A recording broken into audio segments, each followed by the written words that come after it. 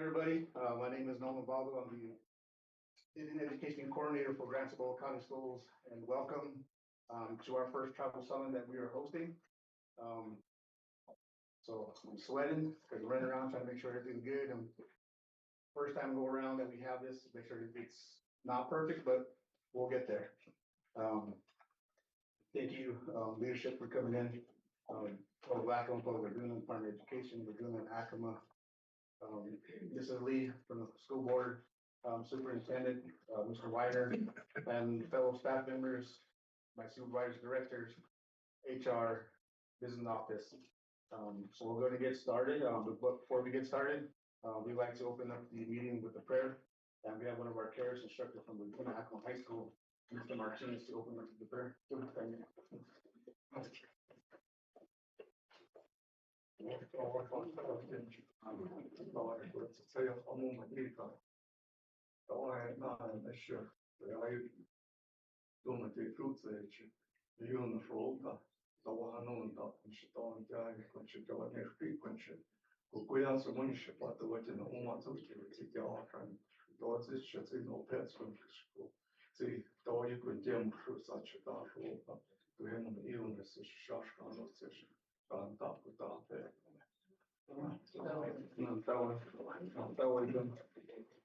I'll go ahead and turn it over to Mr. Weiner for opening remarks, and we'll go ahead and get started.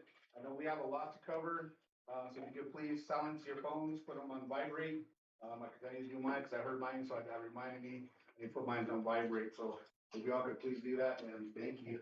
Mr. Weiner? Good afternoon, everybody. For those of you that don't know me, my name is Lane Widener. I'm the superintendent for the Cibola County School District. And I am very excited to look around the room and see so many important people here with us today. Today's meeting comes out of a lot of work that has come out of the last 5 months.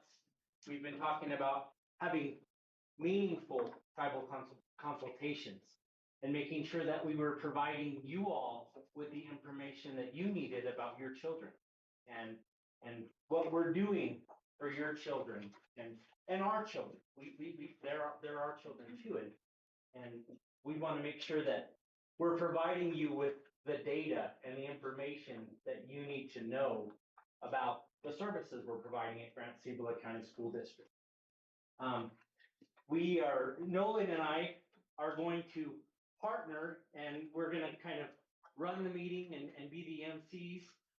We're going to call up different directors throughout the afternoon and have them come and present factors about their positions and their roles.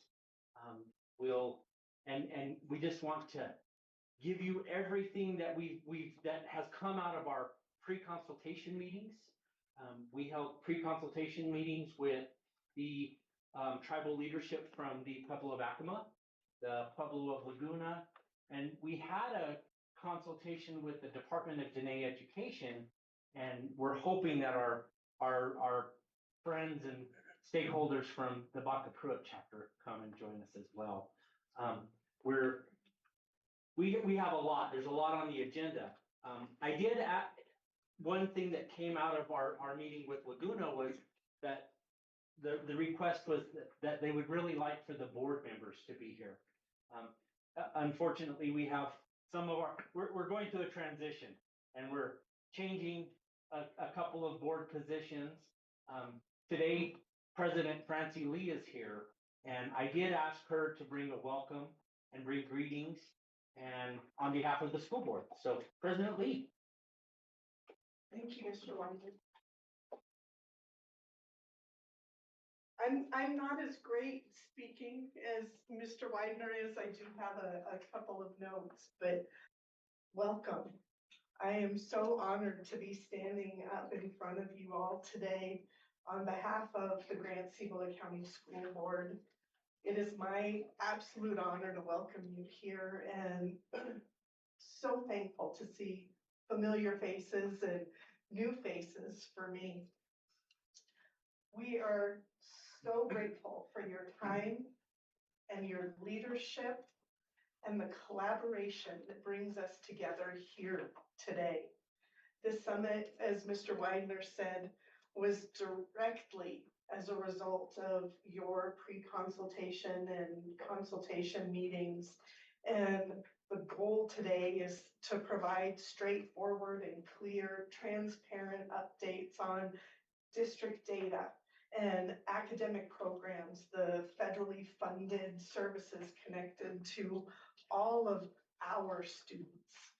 And we really would like to create meaningful space here for tribal leadership to share and give us feedback and discuss the student needs, the parent engagement, and cultural inclusion and other partnership opportunities. One thing I do need to kind of take care of business is to clarify the board's role. And this is not a formal board meeting, obviously, so no school business will be discussed and acted upon. And as board members, myself included, we're here to listen. And I know we've got at least one of our other board members online watching right now. And Dr. Archambault sends his sincere regrets that he's not able to be here, as he has had a family issue come up. And so we're very sorry that he's not here with us also. But we want to observe and honor the consultation process by supporting the dialogue between the tribal leadership and the Cibola County leadership.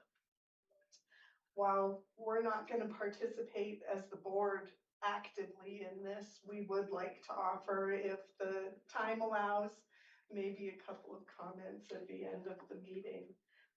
But mostly, I really would like to thank you all for being here and the continued partnership. It is an absolute honor to see all of you here today representing our students. Thank you all very much. Mr. Widener.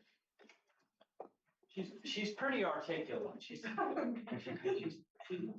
I don't have the gift like this one. she's teaching me.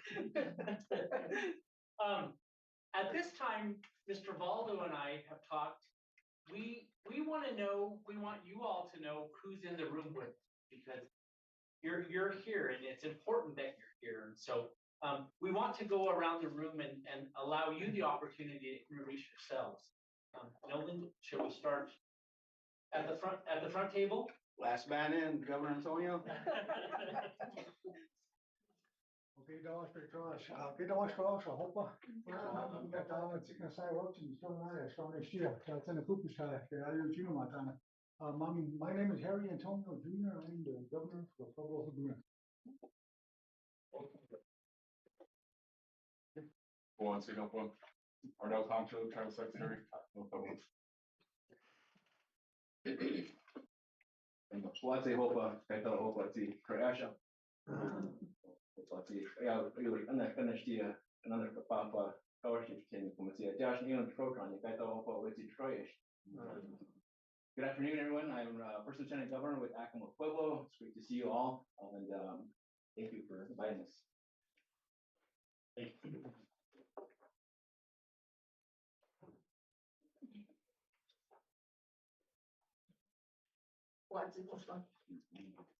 My name is Cibola Concho. I'm a language assistant at Pueblo.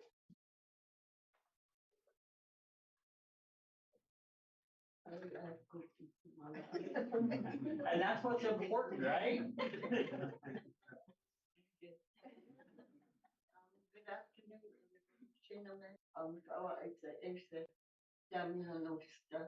English name is Marley Vicente. I'm one of the language consultants at Acoma. Thank you for being here. I was telling everybody on our team, it was important that we have refreshments, because you have to feed people if you're going to get people here. Hey, good afternoon, everyone. My name is Pauline Villegas, and I'm also a language consultant for the Pueblo of Acoma, and thank you for the invite. Appreciate y'all being here. Too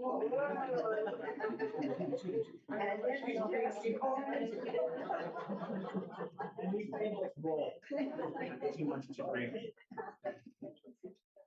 Good afternoon, everybody. Jerry Jones, I'm the owner of the Dallas Cowboys. Cowboys. Ładny chłopak, ja to chłopak przepraszam. To nie tak na tej sławę, przynajmniej konwersacja, ale nie wiem, to się na mnie, koi czako este o szana stacjami właśnie. My name is Patrick Ortiz and I work with the Pueblo Fatima Department of Education as the language coordinator. I just recently got hired in September, so I'm very fresh at this, but I am also very fluent with the Carrie speaking. So it's good to see everybody here this afternoon. And I know that we're gonna have a good day, a good meeting, so thank you again and go Cowboys. Well, people, it's fun. I'm the board secretary for the Acoma Department of Education. Happy to be here. Good day, which is So good afternoon, everyone. My name is Marcia Lino. I am the executive director for the Public Access Department of Education. Thank you. Let's see how the description I do is the my English name is Roseanne Pasquale, and I come from the Pueblo of Acoma, and I am the education manager for the department. And good to see all of you back there. What do you hope I say? Don't want to draw. Start saying, who cry, draw with you, because they hope what I yeah. You still know. I need to take a noise job in South. My name is Richard Smith. I am the Historic Preservation Officer for the Pueblo of Laguna. Our office has a task that was assigned to us by the Pueblo leadership to certify language teachers. So that's our function. But I want to make a request right before we start. There's two documents that we received, this one through email, which is identified as a Tribal Education Summit. But the new handout identifies tribal consultation. They're two different things.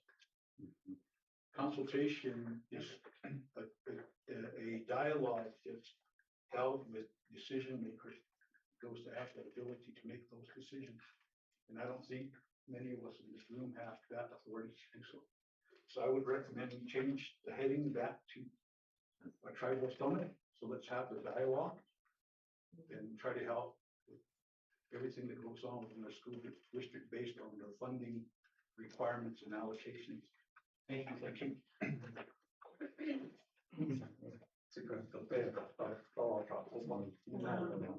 My name is Alvin Martinez.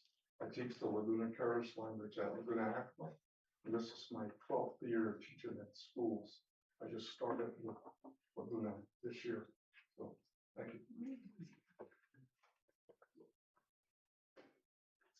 Good afternoon, everybody. My name is Leanne Papadaka, and I'm from the village of Cibola, and I'm a counselor for the Pueblo of Laguna. Thank you. Good afternoon, everybody. It's good to see you. My name is Cibola. I'm a council representative for the village of Parati. I also sit on the education priority committee. Good to see everybody. Good afternoon, everyone. My name is Trish. We spoke over the school that I need to go inside. My name is Jeff Gocko, council representative for the Pueblo Laguna Council for the village of Hawaii, also a part of the ed priority team. It's good to see everyone this afternoon. What's the guy that will help us? My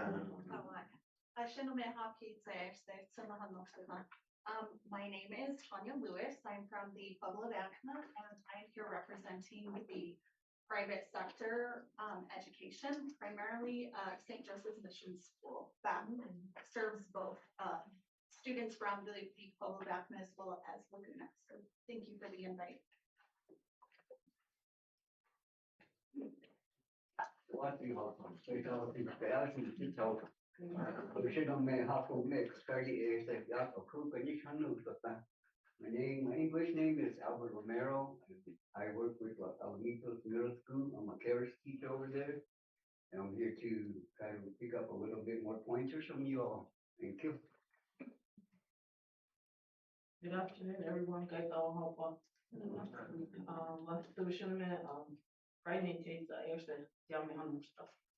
My English name is Marva Toya. I am the Title VI liaison for Native students here at Grants High School. Welcome, everybody. Good afternoon, everyone. My name is Rochelle Chavez. I work at Grants High School. I am the Title VI liaison, and I'm glad to be back with my GCCS family. And I wanted to say that we're here to service all of our Native American students as well as the other ethnicities within the high school. And I'm glad to be back. Thank you. Oh, and go Pirates. We had Pirates playing basketball last night and Hawks playing basketball last night, so it was lots of good basketball kicking off.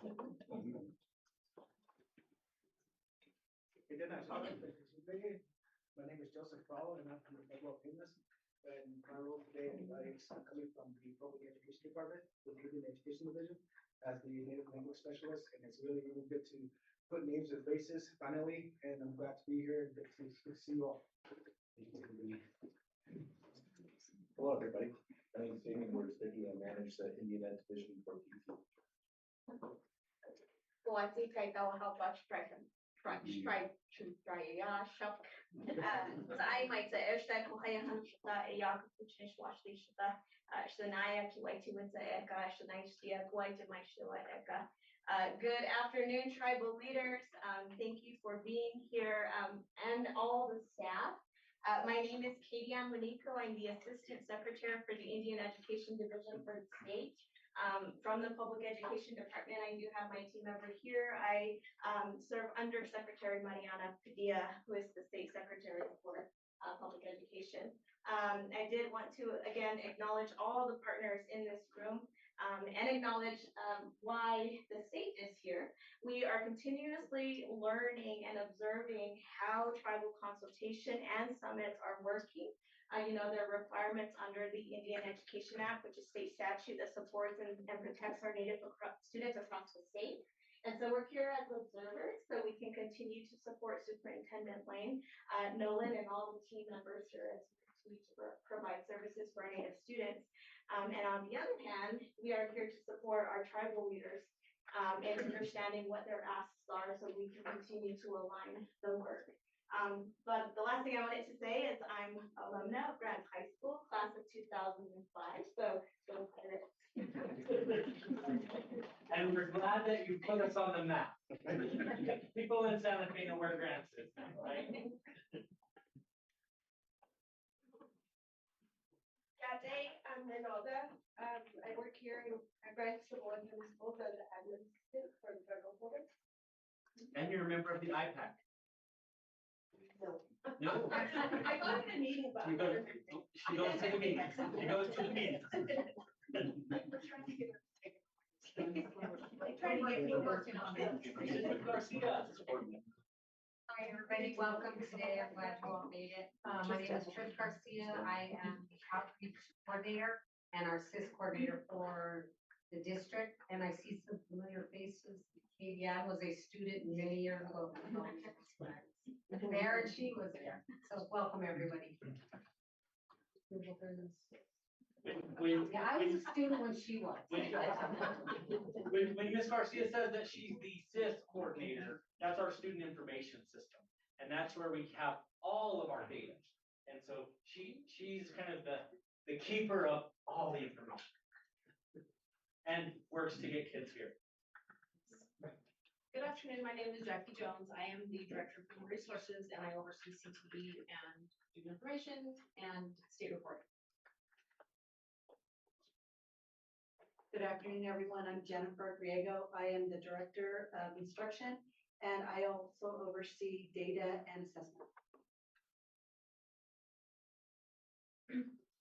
My name is Gary Atencio. This is my fourth time back to the district. I've been in this position for about 6 months. I'm the director of maintenance. So we're trying to get back up to speed and get all these buildings and properties taken. Good afternoon, everyone.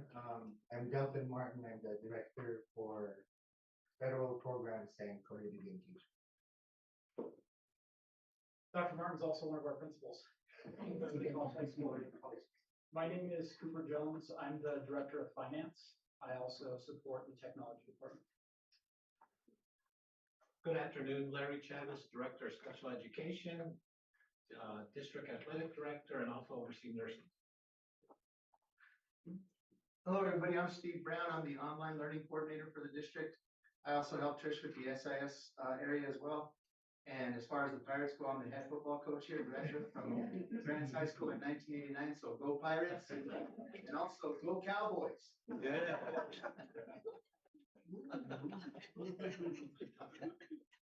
All right, everybody, I think that kind of gets us knowing who's here and who the important folks are. And each of you are so important. And thank you for being here. Thank you for sending your children here.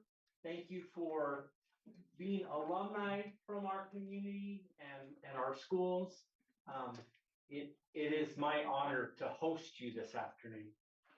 At this time, we have a statement from the Pueblo of Acoma. First Lieutenant is going to read a statement to us. Thank you.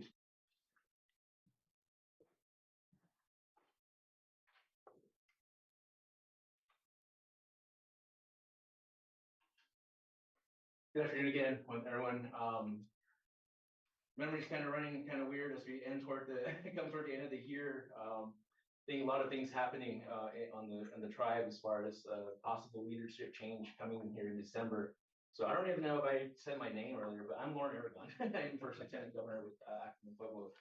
And speaking of memory, I was just telling a couple of our fellow Acomas here.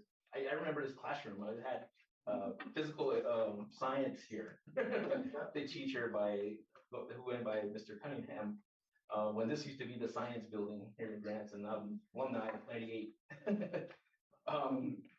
With that, again, I'd like to deliver a statement on behalf of Acoma Pueblo. So once again, good afternoon, and thank you for being here and for welcoming us. It's great to see all the faces here, all the different representations within different departments and from different tribes and other organizations. So thank you and welcome. On behalf of the Acoma Pueblo, we extend our sincere appreciation to Grants Cibola County and Schools for convening the parties gathered here today. As a sovereign tribal nation, the Pueblo of Acoma approaches this meeting with a deep sense of responsibility for the health, education, and overall well-being of our children. This responsibility is not discretionary.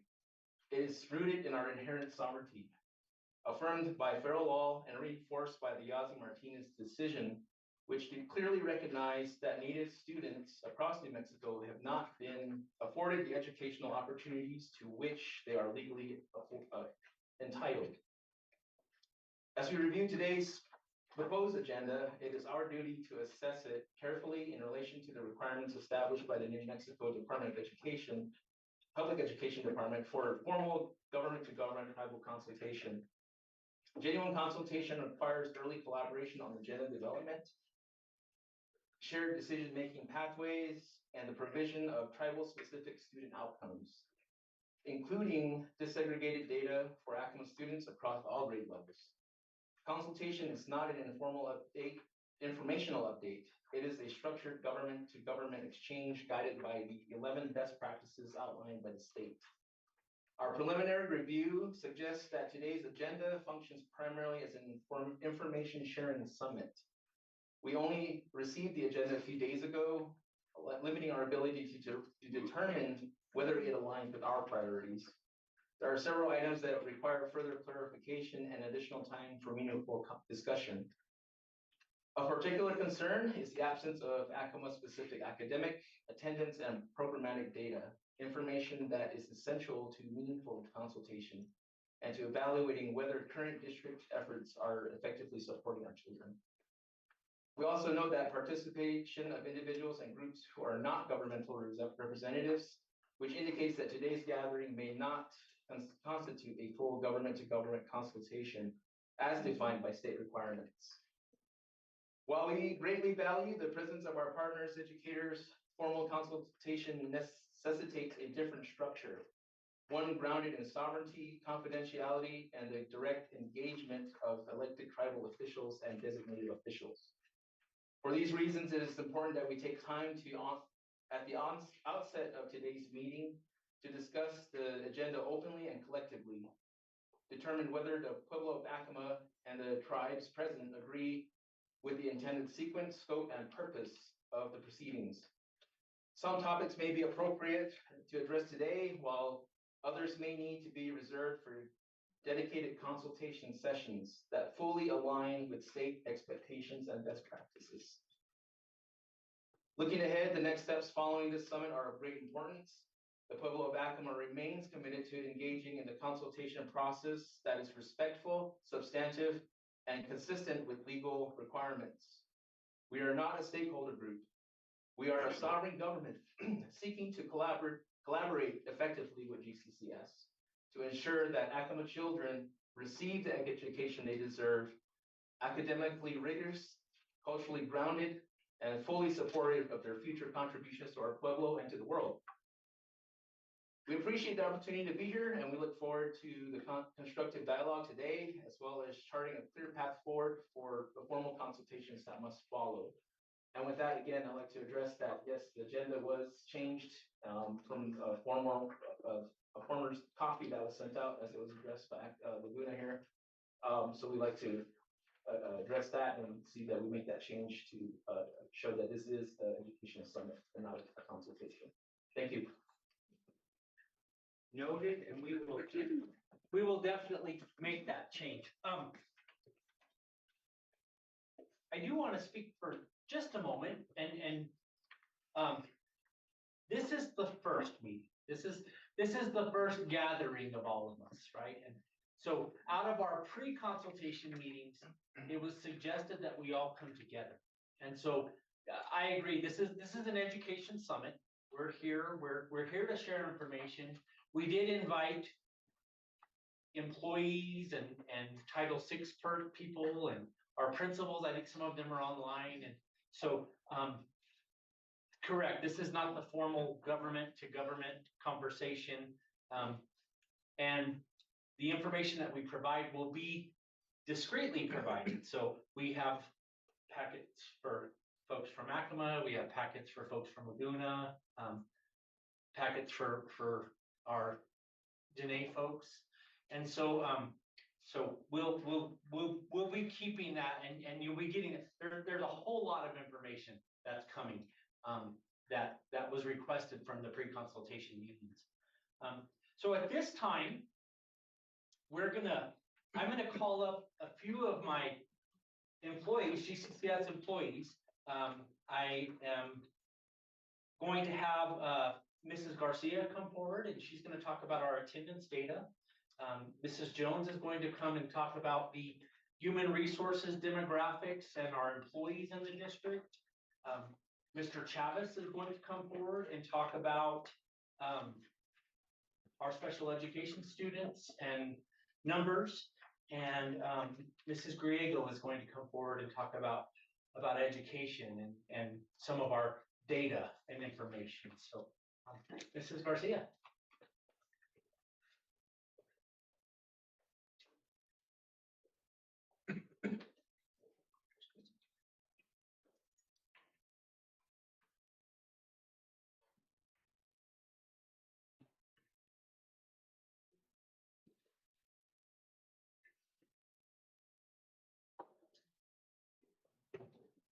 When it's work, it doesn't work.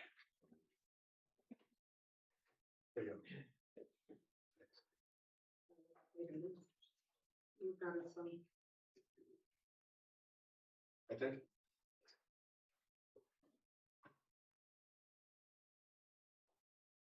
How's it going? There. Okay. Are you guys doing the packets of this other? Yes.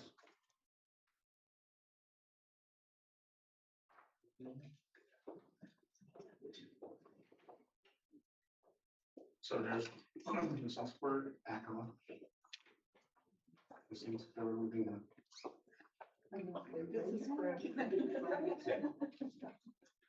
This is for everyone. That one is 6.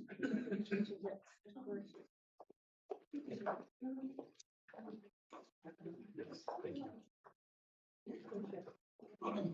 So we're passing out the numbers, by school, by grades of Acoma students, Lagoon students, Navajo students, within the district.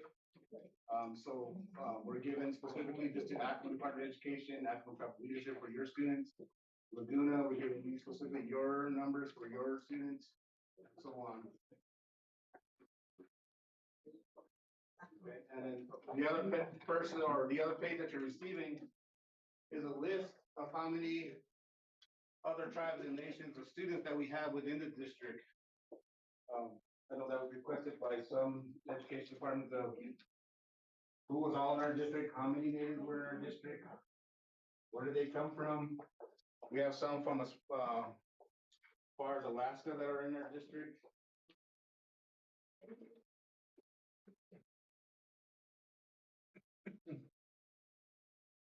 So we have a variety of Pueblo tribes and nations within our district. So that's the total count you'll see of the 1,400 plus students in our district of native students. So it's a task. I'm passing out is the career and technical education numbers that are offered at Grants High School and Laguna Acoma High School for our high school students. You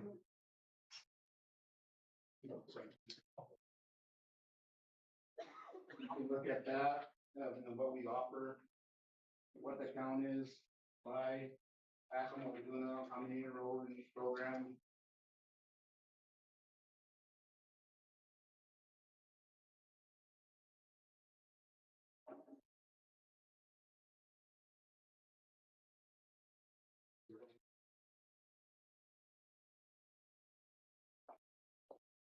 So that's all the numbers, and you'll look at your own numbers. It's not on, I didn't put it on the slide. Because I want you guys to take it home and look at it and see what our number count is by school, grade level, et cetera.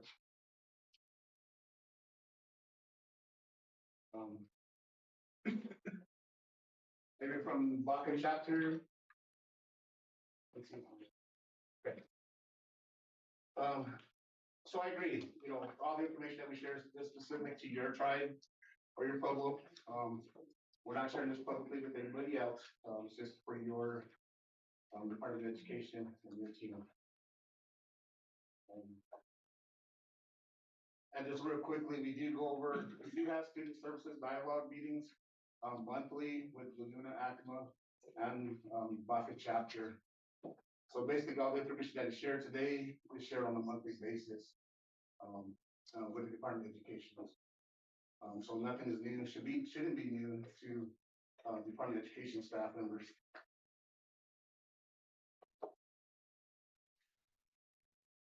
All right, so those are all the students you have in there. So Ms. Garcia will go over the attendance portion of it, the tier system, and why it's important for each student to attend school. Thank you guys again for coming. I just want to go over. The curtain's not good.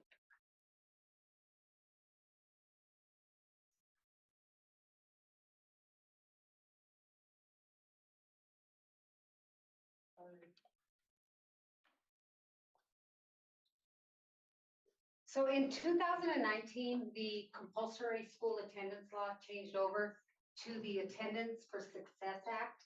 And I just wanted to cover a few highlights of that law because the actual law is 36 pages long.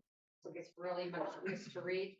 And the main difference that I've seen in the two laws is the compulsory school looked at 3 days, 5 days, and 10 days. That was when they addressed attendance issues. The new law looks at chronic absenteeism rates.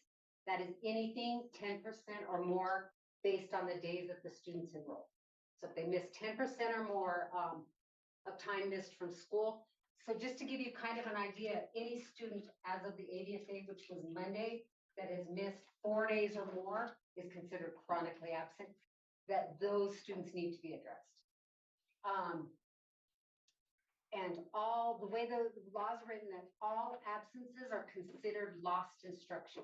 So when the state pulls our data, they don't look at if we excused them, if there was a doctor's note, if it was culturally excused, if it was a suspension, they looked at the student lost hours of instruction.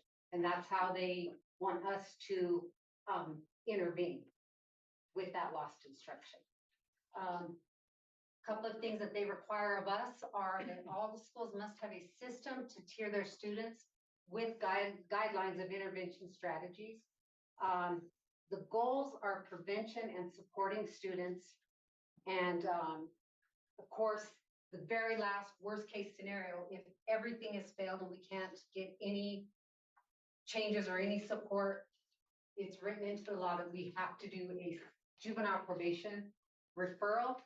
And they just decide if there is need for a FINS report or family in need of intervention. So it's not punitive. Their role is to see what other supports they can offer students. And then in the old compulsory law, I don't know how many of you knew much, but we would sit in a courtroom and they would punish a parent, they would fine a parent and take a parent to jail. And I'd been in a courtroom when they took a parent to jail for not sitting their kid. They tried to completely shift away from that and just, what can we do? What can our community do? What can the school do? What can the teachers do? And what can the parents do to support students to get them back into schools?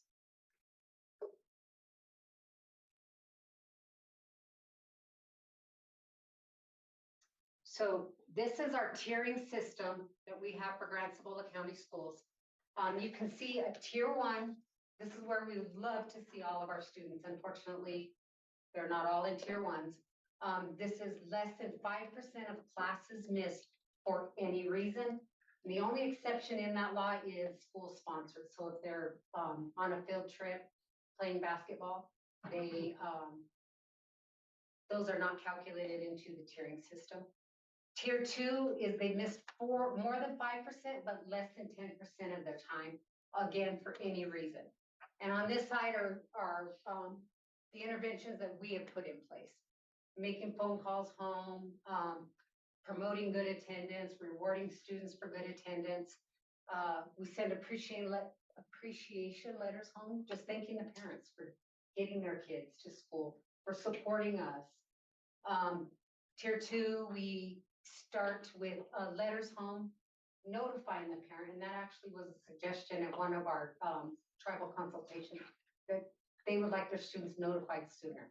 So we did incorporate that this year, where we are starting to notify those parents earlier, that we're starting to see a problem. Hasn't become a big problem where we have to do interventions, but we just want parents to be aware earlier. Tier 3, this is considered chronically absent. That's where we, by law, have to start putting interventions in place. So it's more than 10, but less than 20%, again, for any reason. And tier 4 are considered excessively absent. That is 20% or more of the days that they are enrolled, that they have missed school. So right now, I want to say 8 days would put you in a tier 4. So it's about any more than 2 days a month, you're going to fall into a chronic or an excessive absenteeism.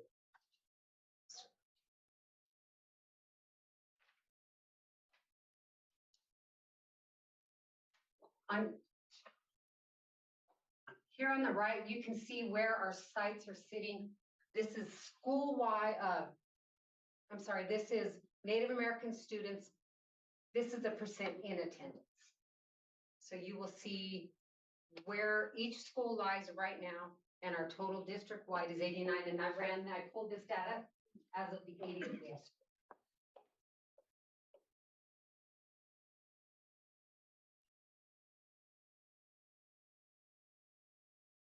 So this is our tiering system, and this is by school, so you're able to see how many of your students fall into a tier 1, how many are in a tier 2, tier 3, and a tier 4. And just to remind you again, we have to do interventions and meet with parents at a tier 3 and a tier 4. Those are where we try to get in-person meetings if we can. We'll put intervention plans in place and attendance contracts in place. So I've got Cibola, Laguna Acoma High School, Lambs, Grants High School.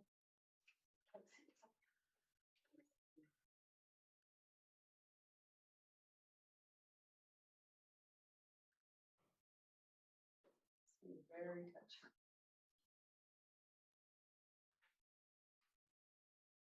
And here is the rest of our elementary schools. So ideally, we'd love to see all of our kiddos in a tier 1. A tier 2, we can still move them pretty easily out of a 2 into a 1. All of our 3s, we want to push them into the 2s and into the 1s. 4, we'd love to get them out of a 4, at least into a 3 or a 2. The more days of school that they attend, that will bring them into the upper tiers. If they continue to miss, we're going to see them drop into those tier 3s and tier 4s.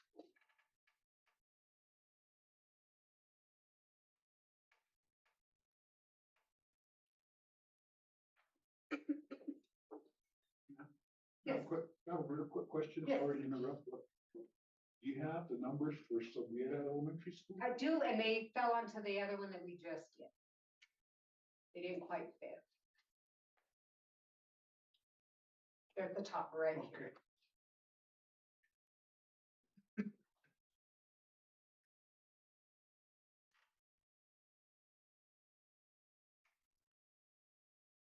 And just some of the initiatives that we're doing, I kind of put them on here. That's, every site does a lot of their own. They plan March Madness, try to get the highest class attendance averages.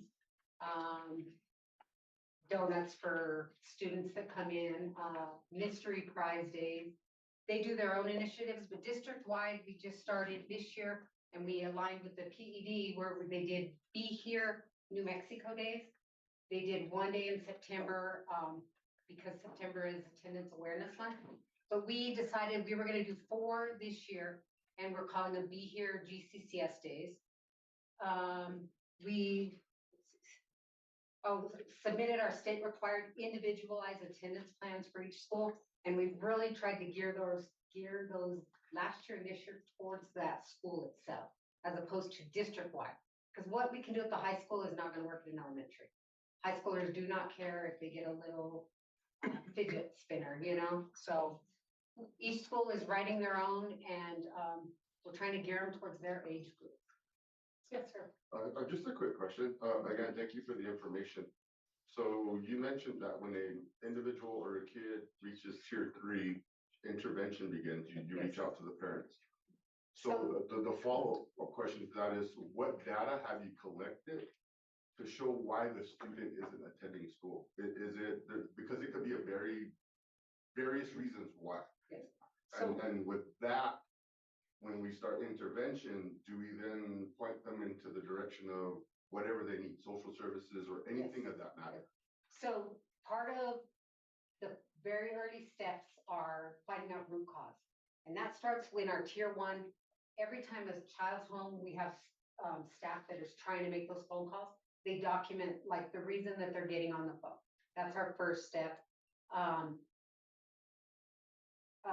Then in tier 3, when we do success plans, student success plans, we get to the root cause of why they're missing, and then they gear the interventions toward that. Is it because they don't feel safe at school? Hey, what do we need to do? Do we need to bring in the principal? Is there an issue where the child is being picked on? Is it a mental health issue? Is it beyond our resources? Is it that they're failing? They've fallen so far behind that they've given up. So that's kind of what we do, but we try, the very first step is root cause. And starting in the spring, we will be doing a survey that'll go out district-wide to try to get more data on root causes of why kids are missing so much.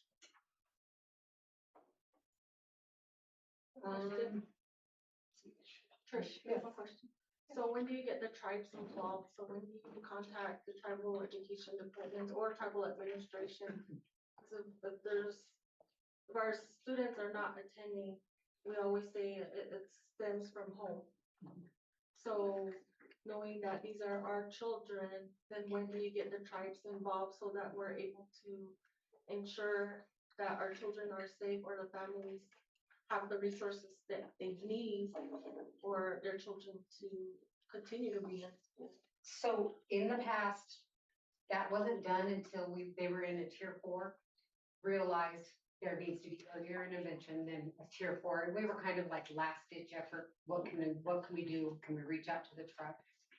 This year, they're wanting to reach out in tier 3s, but that's all dependent on getting purple forms signed. So, and this, I know the staff, the Title VI are pushing, trying to get those signed. Whenever we get parents in, they're trying to get those purple forms signed. Because having support from tribal officials it's key, it's beneficial. And I can attest to that. I used to call up Leslie when she worked for out at Acme, and I would say, Johnny's not in school. What can we do? She would drive the van, bring Johnny, and we'd get to the bottom of it that day. And that, I thought that was very helpful back. And that was quite a few years ago. That's the idea. On your 5th bullet, you have actively securing FERPA consents. So currently, since August when school started, what is your percentage as far as obtaining? these I don't FERPA know documents? that because I don't oversee the actual purple forms. That I don't have that data for. Mr. Baldo? Right now, all our Title VI liaisons are securing, most of them, I would say about 90% of them are secured. But it's just some that either they have a guardian or they have grandma or grandpa taking care of them, so some don't have CID, so they're trying to figure out if they should have word in all that. The biggest one that we have an issue with is probably the Dene kids students. So I've been able lately to contact Department of Education and Dene to get CIBs. But for the most part, all documents are gonna do have purple forms on file. Whether they choose to allow the information to you release, that's, depending on the parent. It's about 90%, and like I said, all our Title VI liaisons are actively pursuing the purple form. And I as well, when I'm talking with EWS people and they have those meetings with parents and stuff, I always tell them, keep a purple form with you in your meeting. Try to get that form, offer that form, try to get that form signed so that we are able to reach out. So And another question. So the Pueblo Acoma Education Department, we have our own purple form. Will Grant Cibola County Schools acknowledge those? Because there are times that we do have parents that come in, seek assistance from us and advocacy, whatever it is, and allowing us to have those conversations with Grant Cibola County Schools or whatever school that their child attends, but Grant Cibola County Schools is the only school district that does not acknowledge our form. So will you guys start acknowledging those forms so that we can do our due diligence to assist our own students? And again, that's probably a question that is something that I can answer. It's probably more of a legal question. I'm not sure. I can respond to that a little bit, Marcia. Last year, Roseanne and I were working I was working with the district's attorney, and she said that we could not accept, and we couldn't combine forms. So what and this comes out of our student success conversations.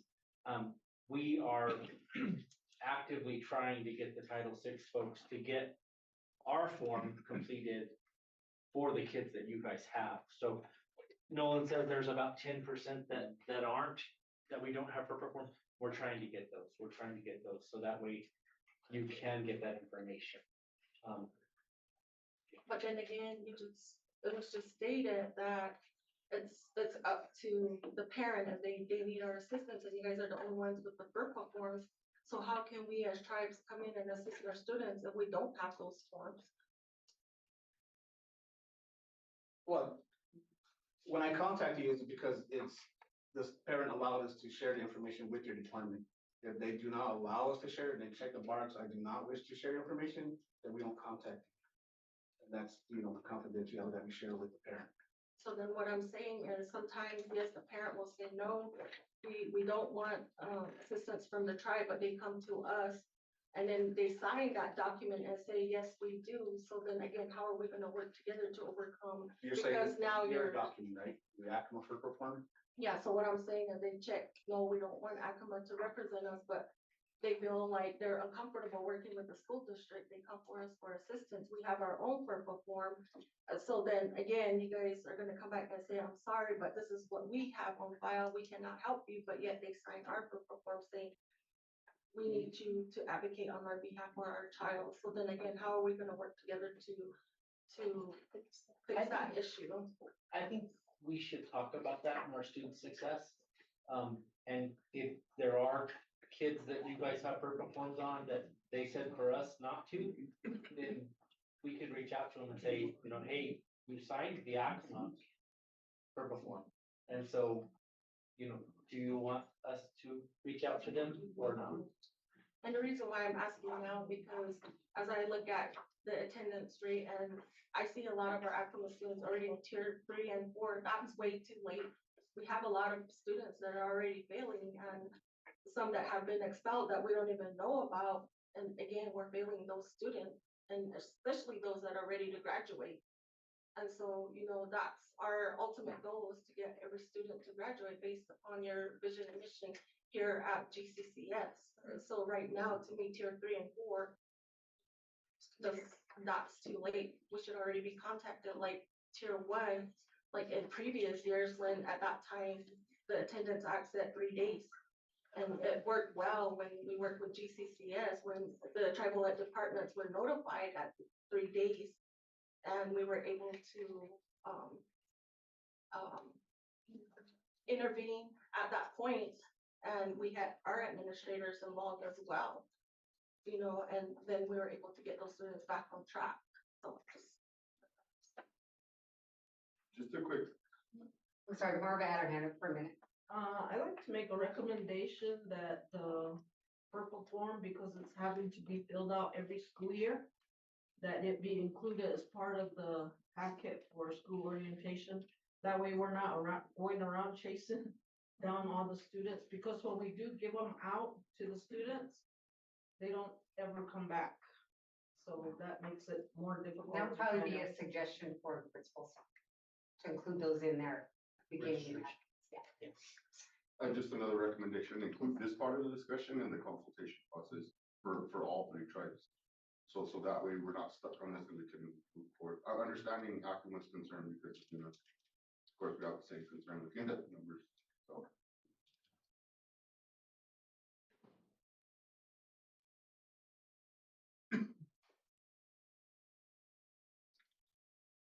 And I just wanted to go over just a few of the the chronic absenteeism facts, and why the lost instruction is so important. So only 17% of, only about 17% of students who are chronically absent in grades K through 2 will be able to read at grade level in 3rd grade. Students who are chronically absent in 7th through 12th grade are 7 times more likely to drop out of high school. Missing 18 days of school in a school year will result in a student being reported as chronically absent. So I guess I kind of put that kind of like our jobs, if we're missing 2 days a month on our jobs. A chronically absent 1st grader can fall 32 percentile points behind a peer who is in regular attendance.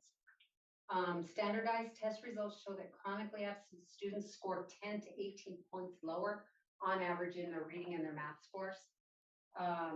Students who have higher levels of absenteeism have significantly higher reported anxiety and depression symptoms, and students who are chronically absent miss opportunities to develop those social skills, making it difficult for them to navigate situations effectively. So just them not being in our seats, not being exposed to the education, everything, that's what the state looks at, and that's what they're trying to address, just lost instruction time.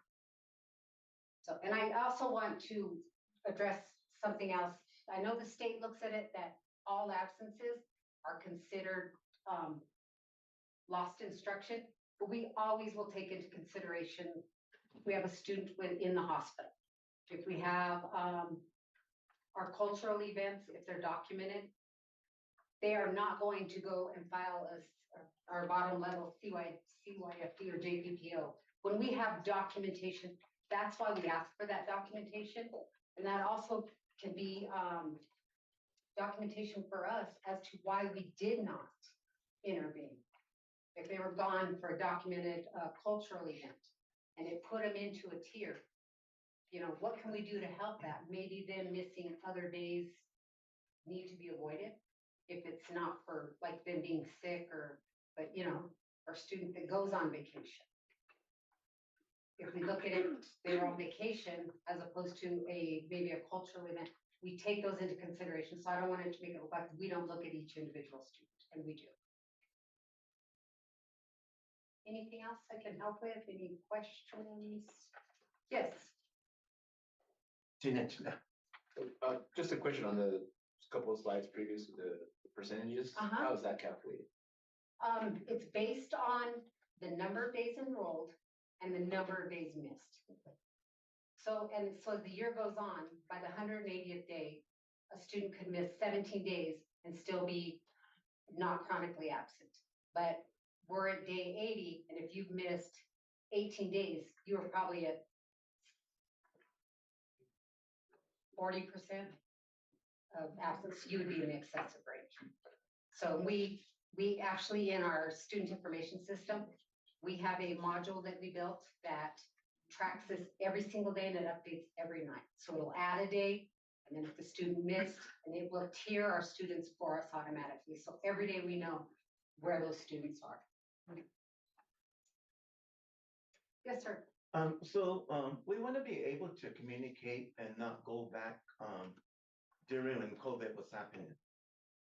COVID, there was a lack of communication on GCCS part. I remember the 2 years being in tribal administration as the tribal interpreter. We were having meetings going back and forth. And they weren't communicating with us, with our students, when it came to graduation. It was kind of like at the last minute that they told us, you know what, 10 of your students are not gonna walk with their class. So we were kind of upset about everything overall, only because why did not they already tell us that they were lacking credits, maybe around October, November, and then it made it more harder and difficult for our students to graduate. And yes, at the Pueblo of Acoma, our internet is not all that good. So we shouldn't punish our children with homework, assignments, nor attendance. But I think there was a lot of our children that were affected by everything overall because of COVID. Absolutely. So I just wanna, us saying this is our first meeting, our first gathering, we're just gonna get better at it. But let's have that communication, that dialogue with everybody that's present here today. I appreciate it. Thank you. Thank you. Thank you, guys. I just wanted to say, Superintendent, and to the tribal leaders and our community members that are here. So the Attendance for Success Act really is a state statute, right? It's a law. And so tribal leaders were right around the brink of the next legislative session, right? The 30-day session that will happen on January 20th is when the opening day is. You'll want to be on the lookout for these laws. So the districts are essentially following the law. If we want to see impactful changes to things within the law, that's where you all can advocate during the session. And you'll advocate to your legislators, right, in your areas. You can also visit the public education department, and the superintendents can do that as well. What changes do we need to adjust within state statute that affect our students? So just wanted to flag that, right? So when you see public information come out on these are the bills, either the public education is running in the session or some of the legislators will choose laws to run in the session, you'll want to remember it's your voices that go to the legislators that make impactful changes. And I want to piggyback a little bit on what she said. It has made it very hard for districts that they pull our absenteeism rate based on all absences. In the past, if we put absent excused, they didn't look at it. They didn't look at our AEs, they didn't look at a few of our other codes. Now they pull our data. They pull it no matter what codes we use. So that has made it extremely hard on us because it threw a huge number of students into those categories of being chronically absent when in reality, they were missing school. We just were excusing those absences. So it makes it hard. It's very hard to have those conversations when a student has not missed that much school and they have pretty decent grades, but they are still falling into that chronic absenteeism. Anything else, guys? Thank you very much.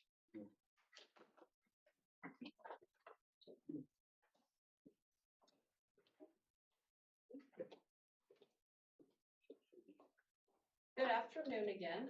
My name is Jackie Jones, for those who might have missed that earlier. Is this supposed to be me or are we going to Jennifer? Jennifer. Your slides are at Never the mind. end. Yeah, remember It's you, not me. you moved them, remember? Oh, yeah. Sorry. I'll be back.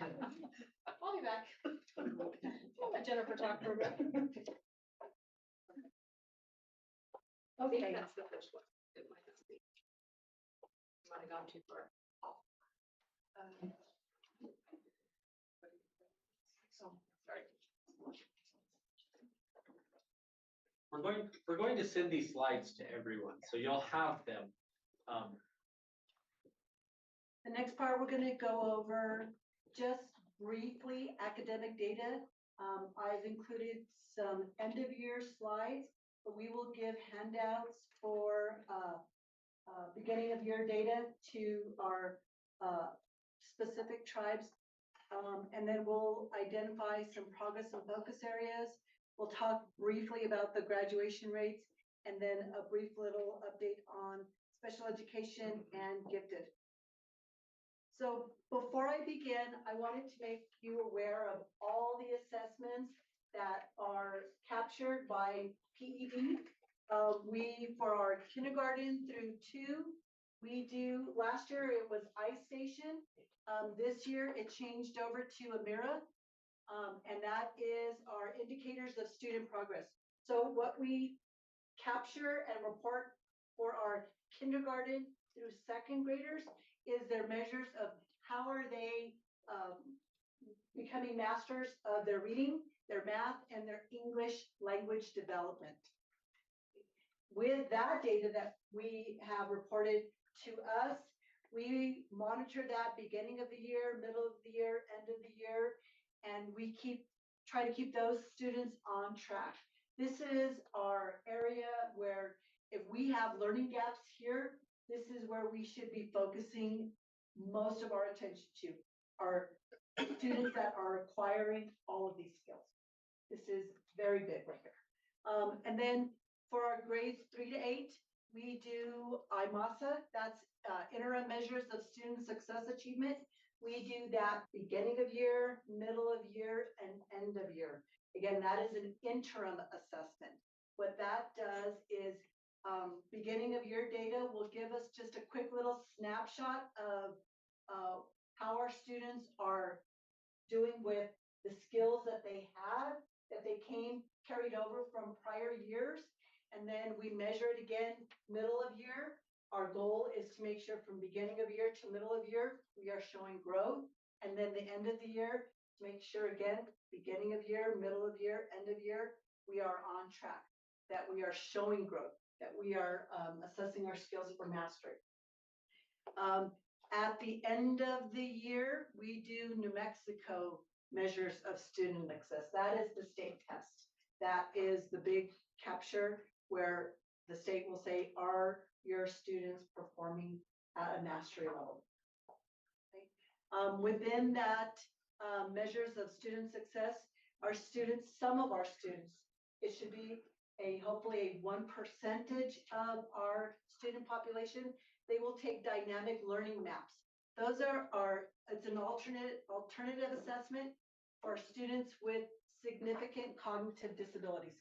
What that means is all 3 through 8th grade students will be assessed, even our students that have significant cognitive disabilities. It's an alternative assessment.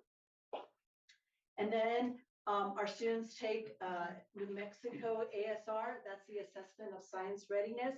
And that is only taken by our 5th grade, 8th grade, and 11th grade students. That is every year. We take a snapshot to see how our students are performing with their mastery of science. Then our high school students take PSAT and SAT. PSAT is a practice test for the SATs, but all 11th grade students statewide will take SATs. And then we also have English language development where we do access and WIDA screening. All of our new students that come, so every brand new kindergarten student that comes to us, we do a WIDA screener. And with that data, we put them into tiers based on how they scored and give them supports for the development of language acquisition, English language acquisition. And then every year, based on those tiers from their kindergarten scores, we do access testing, and they can test out of that. So those are just a snapshot of some of the state required testing. Although we do district testing, this is state.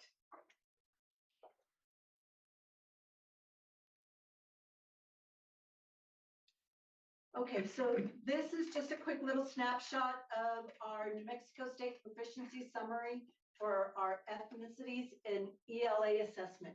And it's a comparison from our 23-24 and our 24-25 end of year data.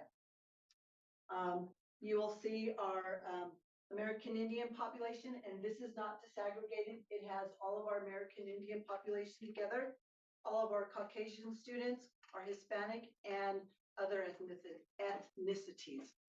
Now, one thing I want to say about the ELA assessment, this assessment includes the NUMASA, that's 3rd through 8th, and it includes SAT, of course, for ELA, and DLM. So it's not just one assessment, NUMASA, it's all of them. So it's 3rd through 11th grade.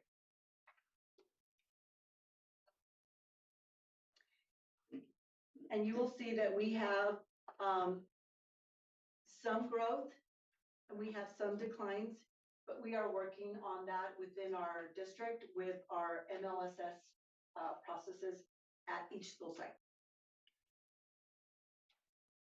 This is our New Mexico State Proficiency Summary, again by ethnicity for our math assessment, disaggregated by our American Indian, Caucasian, Hispanic, and other ethnicities.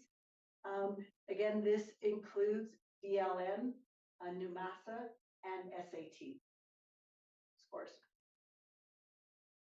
for 3rd through 11th. This is our proficiency summary by ethnicity in a comparison from 23-24 and 24-25 for our science assessment. That was the New Mexico ASR.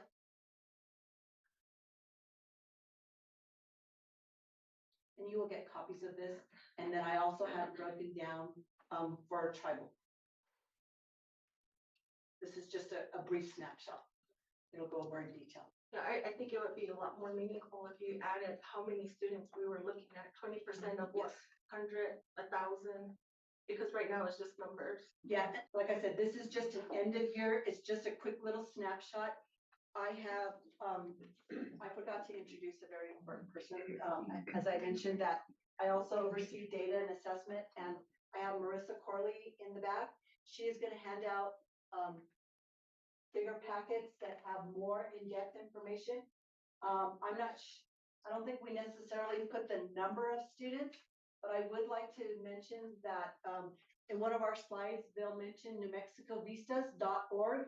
If you log into newmexicovistas.org, it'll show the same data.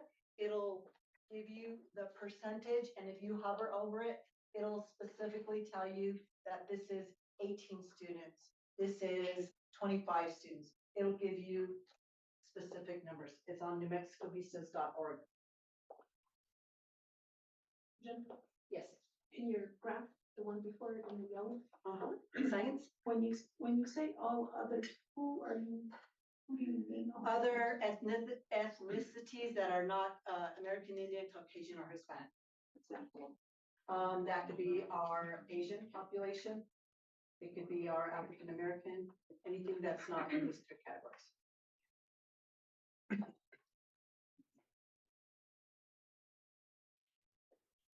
Here is a snapshot of the end of year, last year data for iStation. Remember iStation I mentioned was our K-2 data. That is our kindergartens, first graders, second graders. End of year, this was the proficiency out of 282 students for just our Native American population. So we had 16% proficient in reading and 21% in math.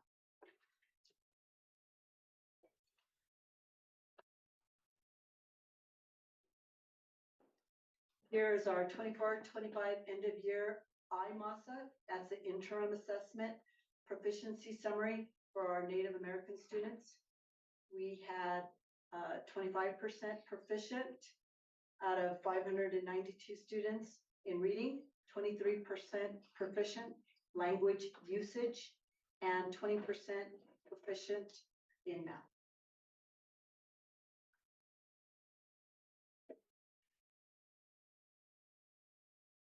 This is 24-25 end of year STAR proficiency summary for our Native American students. I didn't mention that STAR is an assessment that the district uses for our secondary population, because our high schools don't have end of year, we don't have quarterlies. So we need something to gauge our freshmen, how they're doing, to our sophomores, to our juniors, to our seniors. So we use STAR data. And so our end of year proficiency summary for our Native Americans in reading, 32% were proficient and 51% were proficient in math. And again, you'll see this is a proficiency out of 272 students overall for our district for reading, and percentage proficiency out of 377 students for math. And then the question is going to ask, why did we have a discrepancy? We had more students taking math than reading. I don't have an answer to that, but I will find an answer to that, because it should be the same. This is our 24-25 SAT and ASR. Again, our ASR is our science readiness proficiency summary for our Native American students. And this is a percentage proficiency out of 111 students. We have 18% proficient in ELA, 4% in math, and 37% in science. If you remember, I said for SATs, that is our 11th grade population. And our ASR is 5th, 7th, and 11th.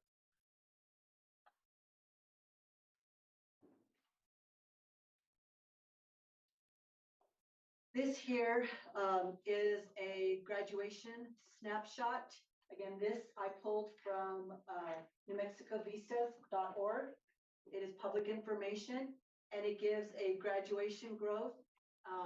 This is for the 24-25 school year. And we had a decline in our overall graduation growth.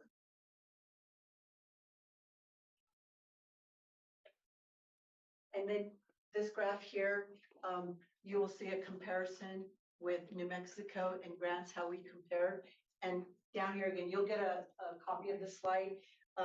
We have it broken down by our males, females, whites, Hispanics, Blacks, Asians, Native Americans, multiracial, economically disadvantaged, students with disabilities, English language learners, homeless, and our military. And this chart here will give a greater detail for the percentages. So you'll see our New Mexico, the state has a 0.9% overall graduation growth, whereas we have a decline, negative 13% for our district.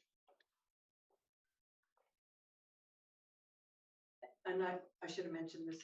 This is a 4-year graduation rate over 3 years. This one, again, is a 4-year graduation rate overall, the 4-year graduation rate. Okay, 4-year adjusted cohort rate. So if you're not aware with what a cohort means, when a student enters into 9th grade, they are put into a cohort. We look at them that in 4 more years, that's the graduation group that they should be getting all of their credits for their freshman year, their sophomore year, their junior year. They're in a cohort. Every year we have a number of, I'm losing my words.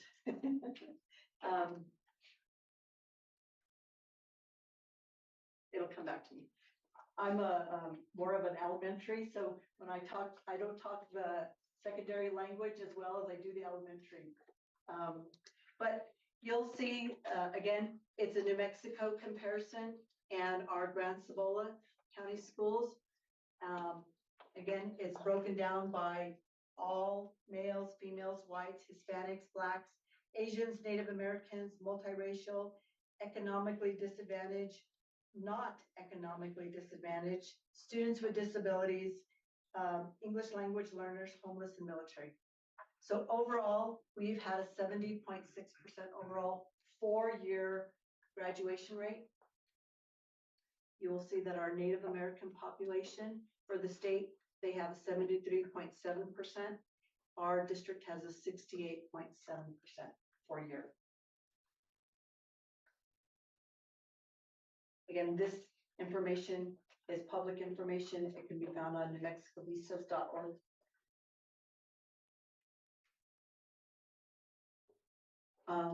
Marissa, do you want to hand out our little packets? Yes. Yes. Good afternoon. I'm Larry Chavez, Director of Special Education, as I mentioned earlier. And again, these new numbers are going to be very fluid. We presented at the board meeting about a month ago, so these numbers did change, but they're going to change. So it's not going to be static numbers as we go through the school year. One of the things we want to do is try to help over-identify special ed students, but we want to provide the support that they need so they can be successful. The one area of growth that we do want to see is our gifted population, and we are seeing that growth happen right now. So up on the board, as of the 1st of December, our special education students, we have about 2.4% of Acoma students, total enrollment 75. Laguna, we have 2.2%. Navajo, 5% of students in special education. Gifted, that has climbed slightly since we last presented. We have 8 students of Acoma, 6 students of Laguna, and 3 Navajo students. Total number at the very bottom of special ed students in Grand Cibola County Schools, 584, and 66 gifted students. One of the things that we want to try to do is provide a lot of professional development to our teachers, to our staff, to our principals, but also take a deeper dive in our programming. We want to make sure we're providing really robust, in-depth programming so our students can be successful, but also be cognizant of our allocation of resources. So again, this is going to change as we go through the school year. We are going to do a deep dive and a review this school year of our programming, of our professional development. We want to improve. We're educators, you're educators, and we want to continue to improve our practice. So next year, we're hoping our programs we can present to you, show you what we've changed, what we've developed, but also really help identify the students and gifted a little quicker, but also not over identify our special ed students. I think right now we're about 18% total number of students in special ed for the entire district. The state's a little below 17%, so right about there. We want to be around right in the 12% range. National average is about 10. Gifted students, we're a little low compared to the state. State's about 8%, we're about 5. So again, or no, we're about 3%, I'm sorry. And so we're gonna do some work. We have a lot of work in front of us. Partnerships with you guys, with our school board, with district leaders and other departments. It's really what's gonna make the difference. So again, we appreciate you guys being here with us. That is the only slide I have, but we did present a little more in depth about a month ago. So you can see that online as well.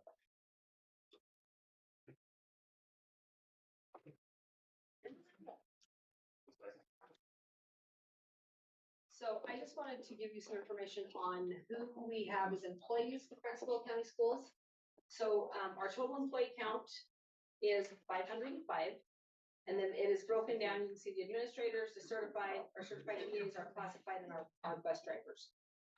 The substitutes are not our employees, they're employees of ESS. ESS is a company that we contract with, and they're the ones that provide subs. So substitutes are not listed here. So of our 505 total employees, that is the breakdown of where everybody falls. And then I've broken it down by demographics as well. So of our total employees of 505, we have 142 male employees, 363 female. And then you can see the ethnicity breakdown so we have 84 employees that are American Indian or Alaskan Indian. We have 83 that are Asian, 132 that are Caucasian, 200 Hispanic, and 6 that fall in the other, as they've reported their ethnicity, they fall in the other or more than one race category. Just as a note, I don't have a slide on this, but the improvements that we're making, we have 8 long-term subs currently district-wide, which is a win. Last year, we started the school year with 30 long-term subs district-wide, which was a lot. And so we have hired a lot of those positions. We are continuing to vet candidates and host interviews, and we're looking to fill. We have interviews set up the next week and the following week, and we're still getting those applicants and trying to get those positions filled with licensed teachers. We, in addition, have some of our long-term subs that we have found that actually have bachelor's degrees, and so we're in the process of helping them get an alternative licensure so that we can keep those people that are in our communities, because as you guys know, if you've lived in this area for long, Grants is not necessarily a destination unless you're from here. So we can attract people to come here for a few years, but they generally want to stay here for a few years to get some experience, and then they are on to bigger and better things. So if we have those people that are local in our communities and they have degrees, we're trying to help them get those licenses so that we can keep them here and keep quality people in our district. So thank you. I think next is I think unless we need a break. Yeah.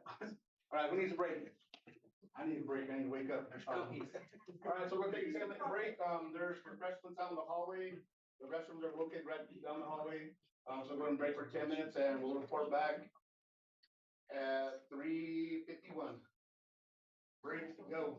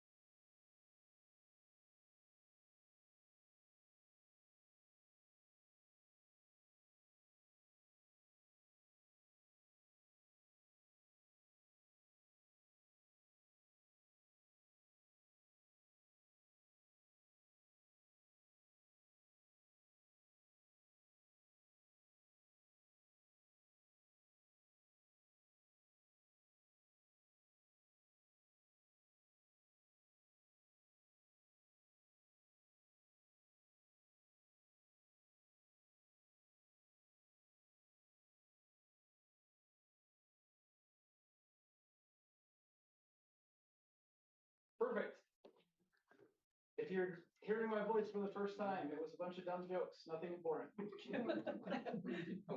You're okay. It should back off in just a second, like it should go back.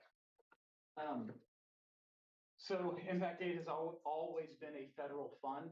Historically, when impact aid was given to school districts, it passed through the state. The state would take a portion of that funding for the state, and then we would get the remainder.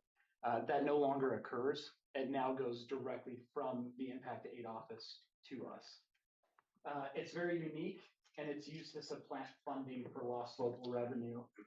The easiest example of that is property tax. So, for example, in Los Alamos, because they have Los Alamos National Labs, they have a portion of their student population that lives on Los Alamos National Laboratory space.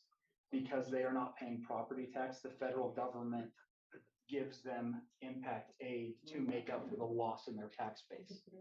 So it's payment that you receive in lieu of something else that you're missing out on. The funds are expended for the benefit of all students in the district.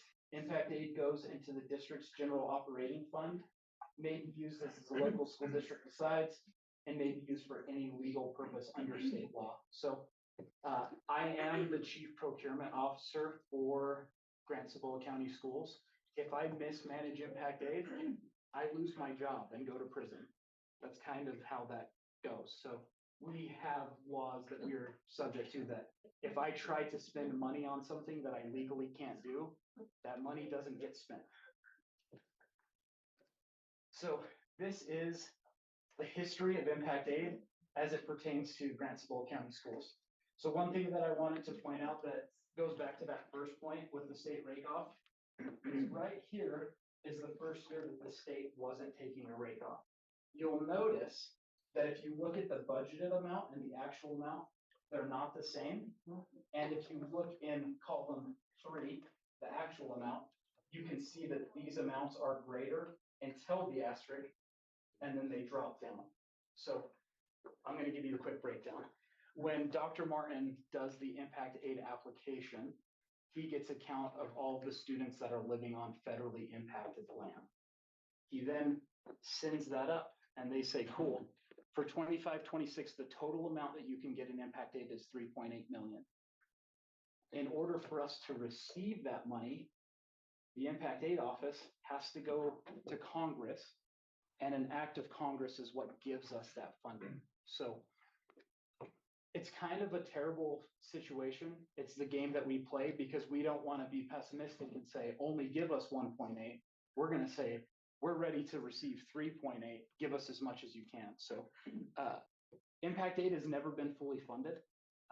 It's not likely to be fully funded this year. So if you look at the breakdown, our impact aid budget amount based off of our impact aid application was 3.8.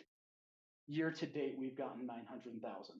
So it makes it really hard to budget for because we really don't know what's coming down the pipeline. A great example of that is like the federal funding freeze. Like the government was shut down for 45 days and the impact aid office, they all got furloughed. I mean, 98% of the impact aid office was told don't come to work. So this is stuff that, you know, it's hard to predict. It's hard to get in front of. So this is our breakdown. Now, budgets are kind of interesting because like our 24-25 expenditures and budget are barely getting finalized now.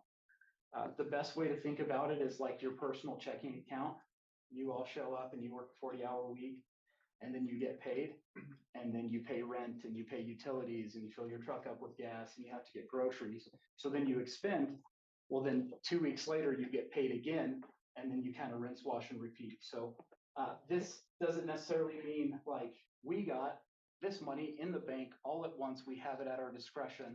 It's through a process of we get it, we spend it, we get it, we spend it, and so on. So instead of saying hypothetically, this is what this year would look like, because we know that we're not going to get the full funding amount, I thought it would be more prudent to show firm this is actually what we got for 24-25, which was last year.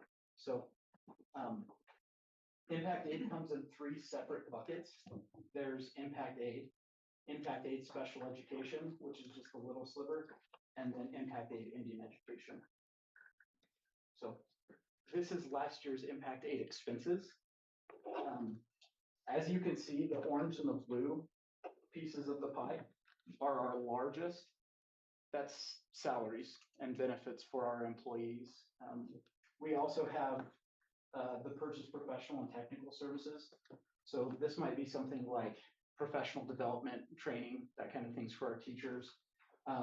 Supplies and property, the way that this happens is property was likely transportation expenses. So a good example of this is if you have a team that is going to a state playoff, they're going to take a Spirit bus, but the local school site doesn't have the funds to say, we want a bus and we want to pack it full of kids.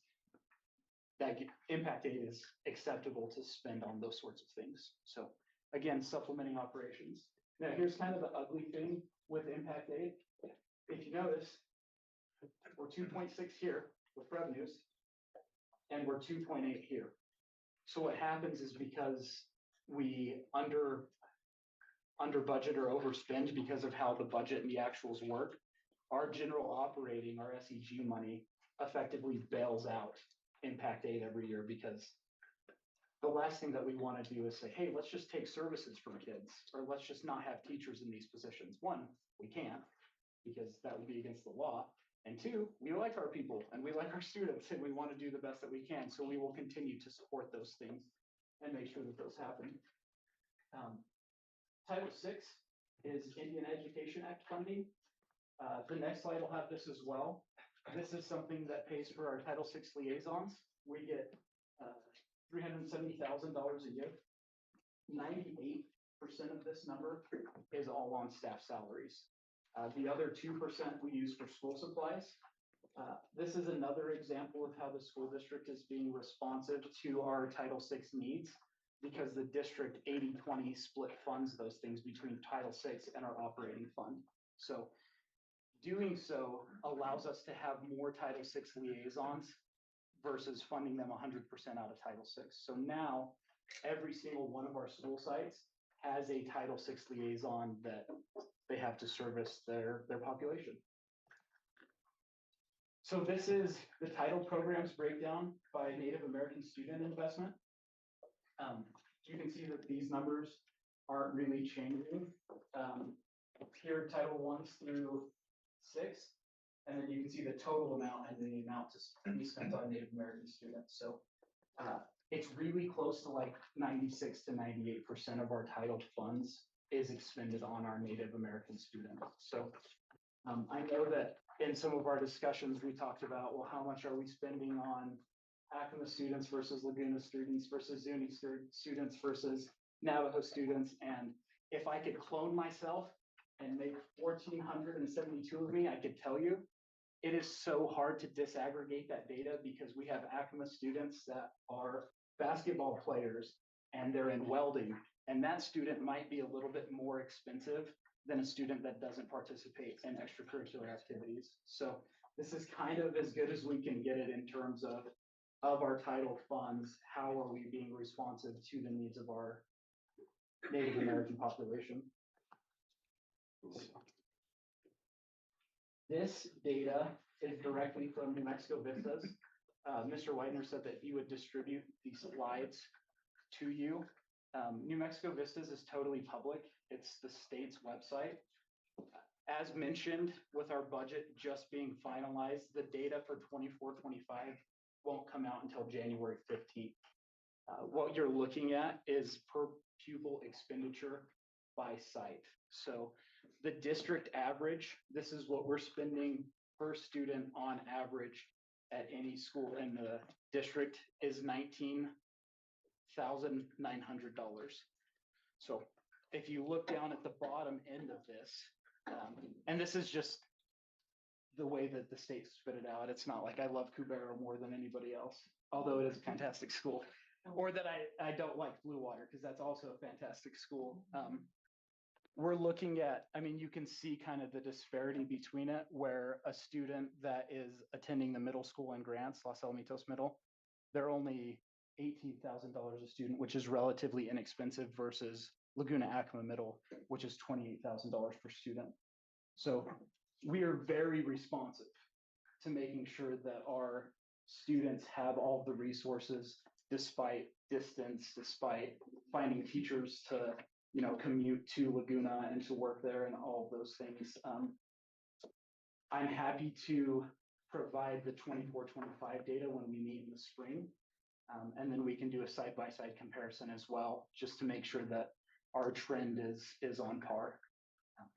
Thank you, and thank you for being here.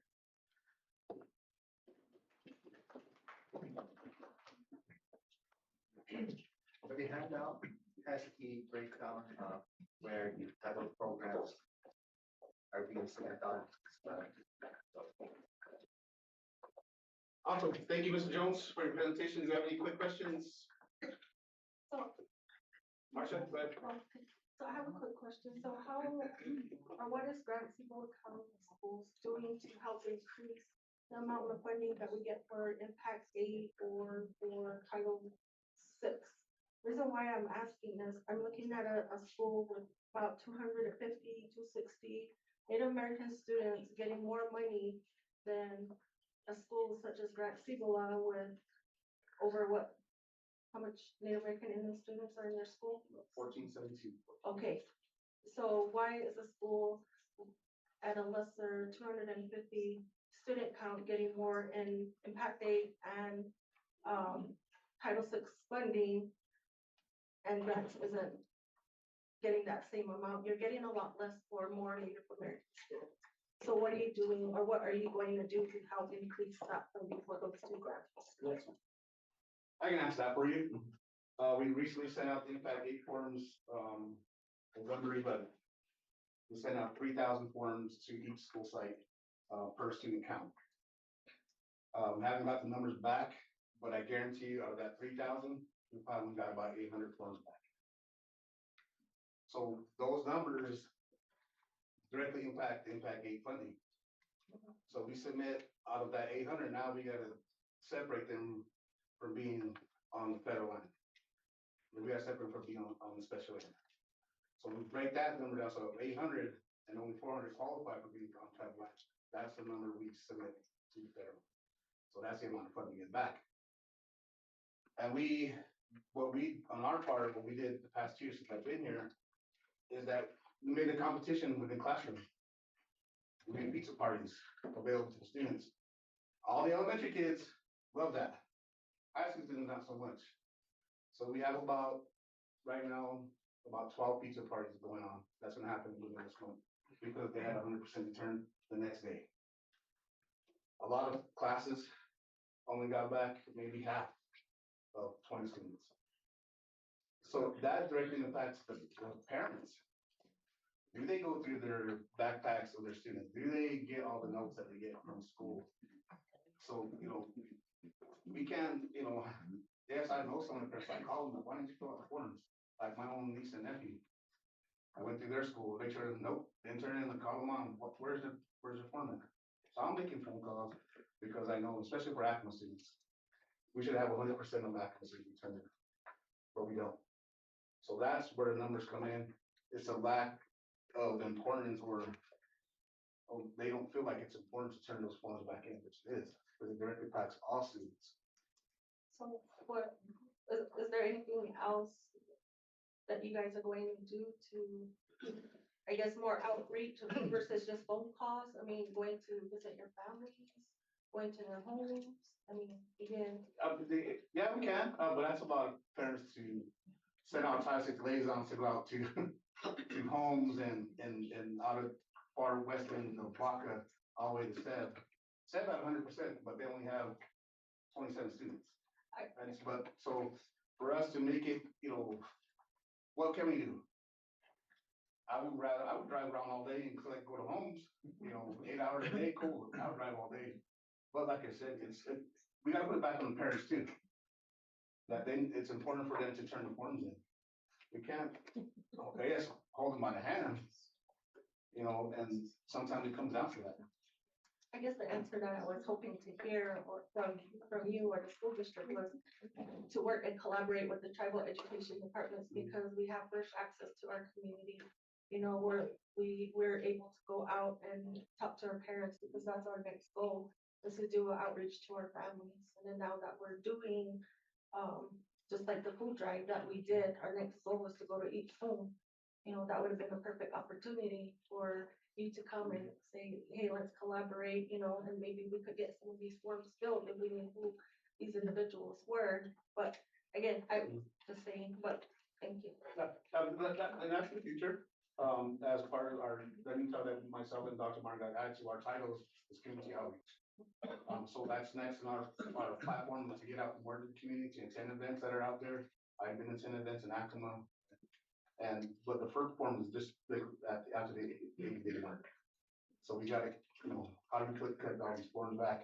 But that's basically it in a nutshell, that parents don't return them, students don't return them. And like I said, we have a toxic liaison, doing the best they can to call. And now we're getting forms in, we're still taking forms in today.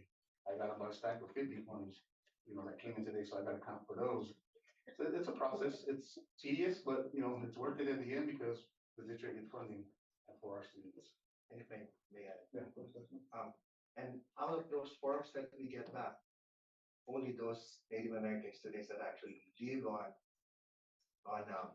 the reservation are counted for impact date. Not every Native American student are counted in that, or not 30. And you know, it's part of your application package, right? Because I completed one online, because I did an online registration for my son. So like I said, for instance, Navajo Nation has 700 students in our district, but most of them live in town. So they obviously don't qualify. They either live in Milan or Grants unless they live on the reservation boundaries, which we verified the physical address to make sure they live out there. So like I said, out of 700, probably like 40, 50 Navajo students qualify. But we still service them here, 700 students. I have a question. One's a hawk, one's a hawk. Cowboys. Make sure I said that. But for Laguna Acoma, is that liaison position still vacant? For Laguna Acoma, no, it's filled. This is Leslie Bio is the liaison out there. Okay, so that would be a contact for you to be able to push to get these things done. Yeah, so all the Title VI liaisons, I give them the forms to issue out to the school, to the teachers. They're Follow up. Yeah, so they're the ones making the phone calls. Unless they have an issue, then I call them.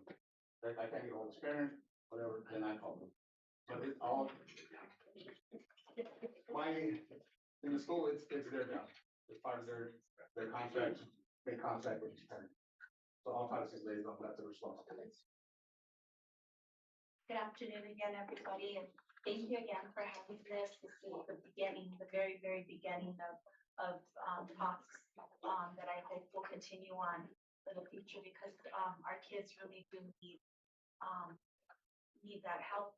I've looked at I've heard all of the information that's come through, and I guess for me, my question still remains: where does the Yazi Martinez fall in with all of this, with the special ed, with the rates of truancy, with the rates of, being under the level, whether it's math or reading?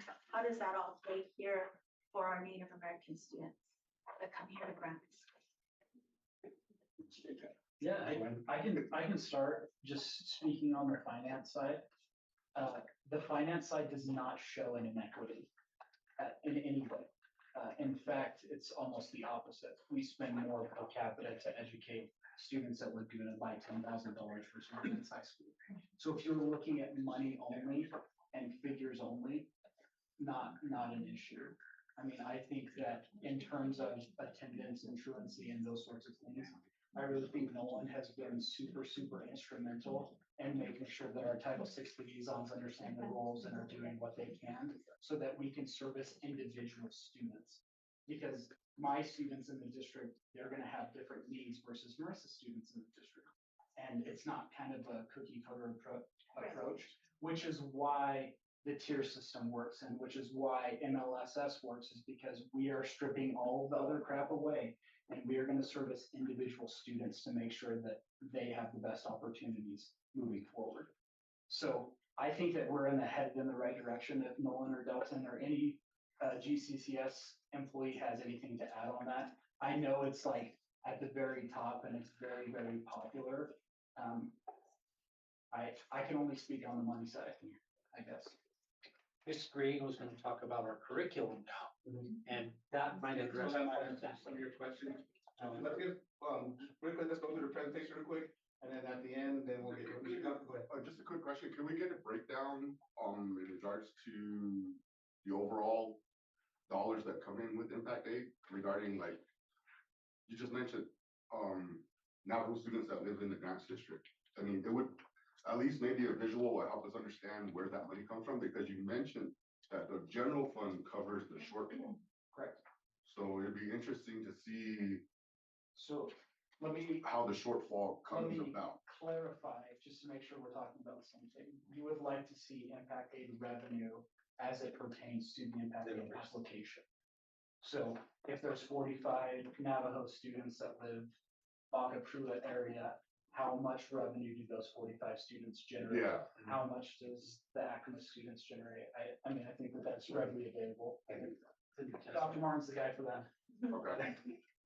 I forgot one other thing, you know, as we're following the agenda, there's a bullet that I think we might have missed, which is programs at GCSS supporting the other student.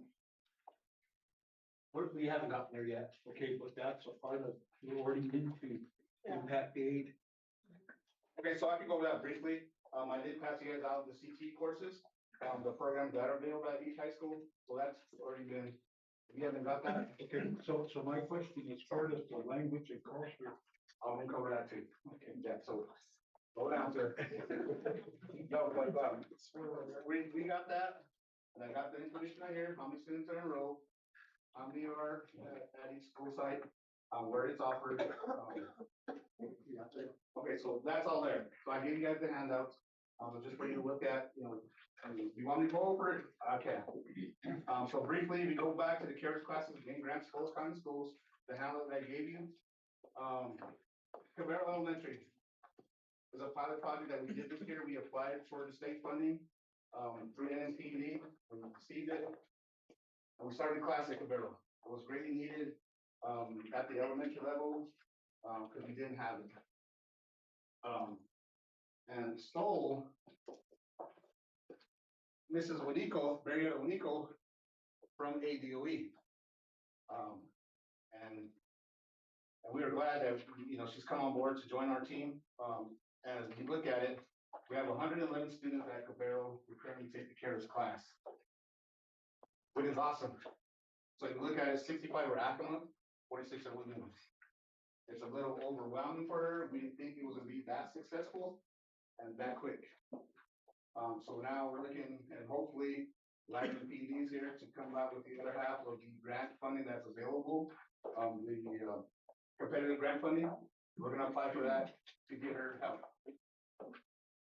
And also to see if we can apply for other schools to have CARES language in it, not only CARES, but Navajo native as well. So we're trying to cover all our bases. But that's, Cabral took off quick. And so she's doing a great job out there. Grants High School, you see that, total 30. The breakdown, not gonna do Navajo other. One other is a Hispanic student who's taking a class. In Acoma, we have Mr. Martinez here, gave me the numbers, 21 students. For Acoma, 17 Laguna. Los Alamitos, Mr. Romero, 9 students to Laguna, to Navajo. You know, the numbers as they get older decline, and we're trying to prevent that from declining. So hopefully, that the elementary level of Mrs. Amico being there encourages them to keep taking the classes, so there's not a drop in their school years all the way up to graduation. So that's our whole intent. That's my goal. Coming from Acoma, you know, our language proficiency fluently is probably less than 20, I would say, rough figure, maybe. Unless language department that from math has a different number, but I would say less than 20, and that's above 60. Very few, 50 my age, 40, 1 to 5. You know, so that's including all languages. The Navajo students that are here within the district, you know, they move away from the reservation to come to here. So we're trying to capture them to make sure they don't lose their language as well. We unfortunately lost Mrs. Benali at the end of the school year. She was coming from Farmington to teach at Grants High School, lugging along her grandchildren, and she would have a mobile little portable trailer that she would park in the mobile home park to come to school to work. She couldn't do no more this year, so unfortunately at the last very second, she said, I can't do no more, I can't come back. So now we're looking to replace her at Grants High School. We did talk with Jody about sending us people that they would recommend to be language instructors for Grants High School.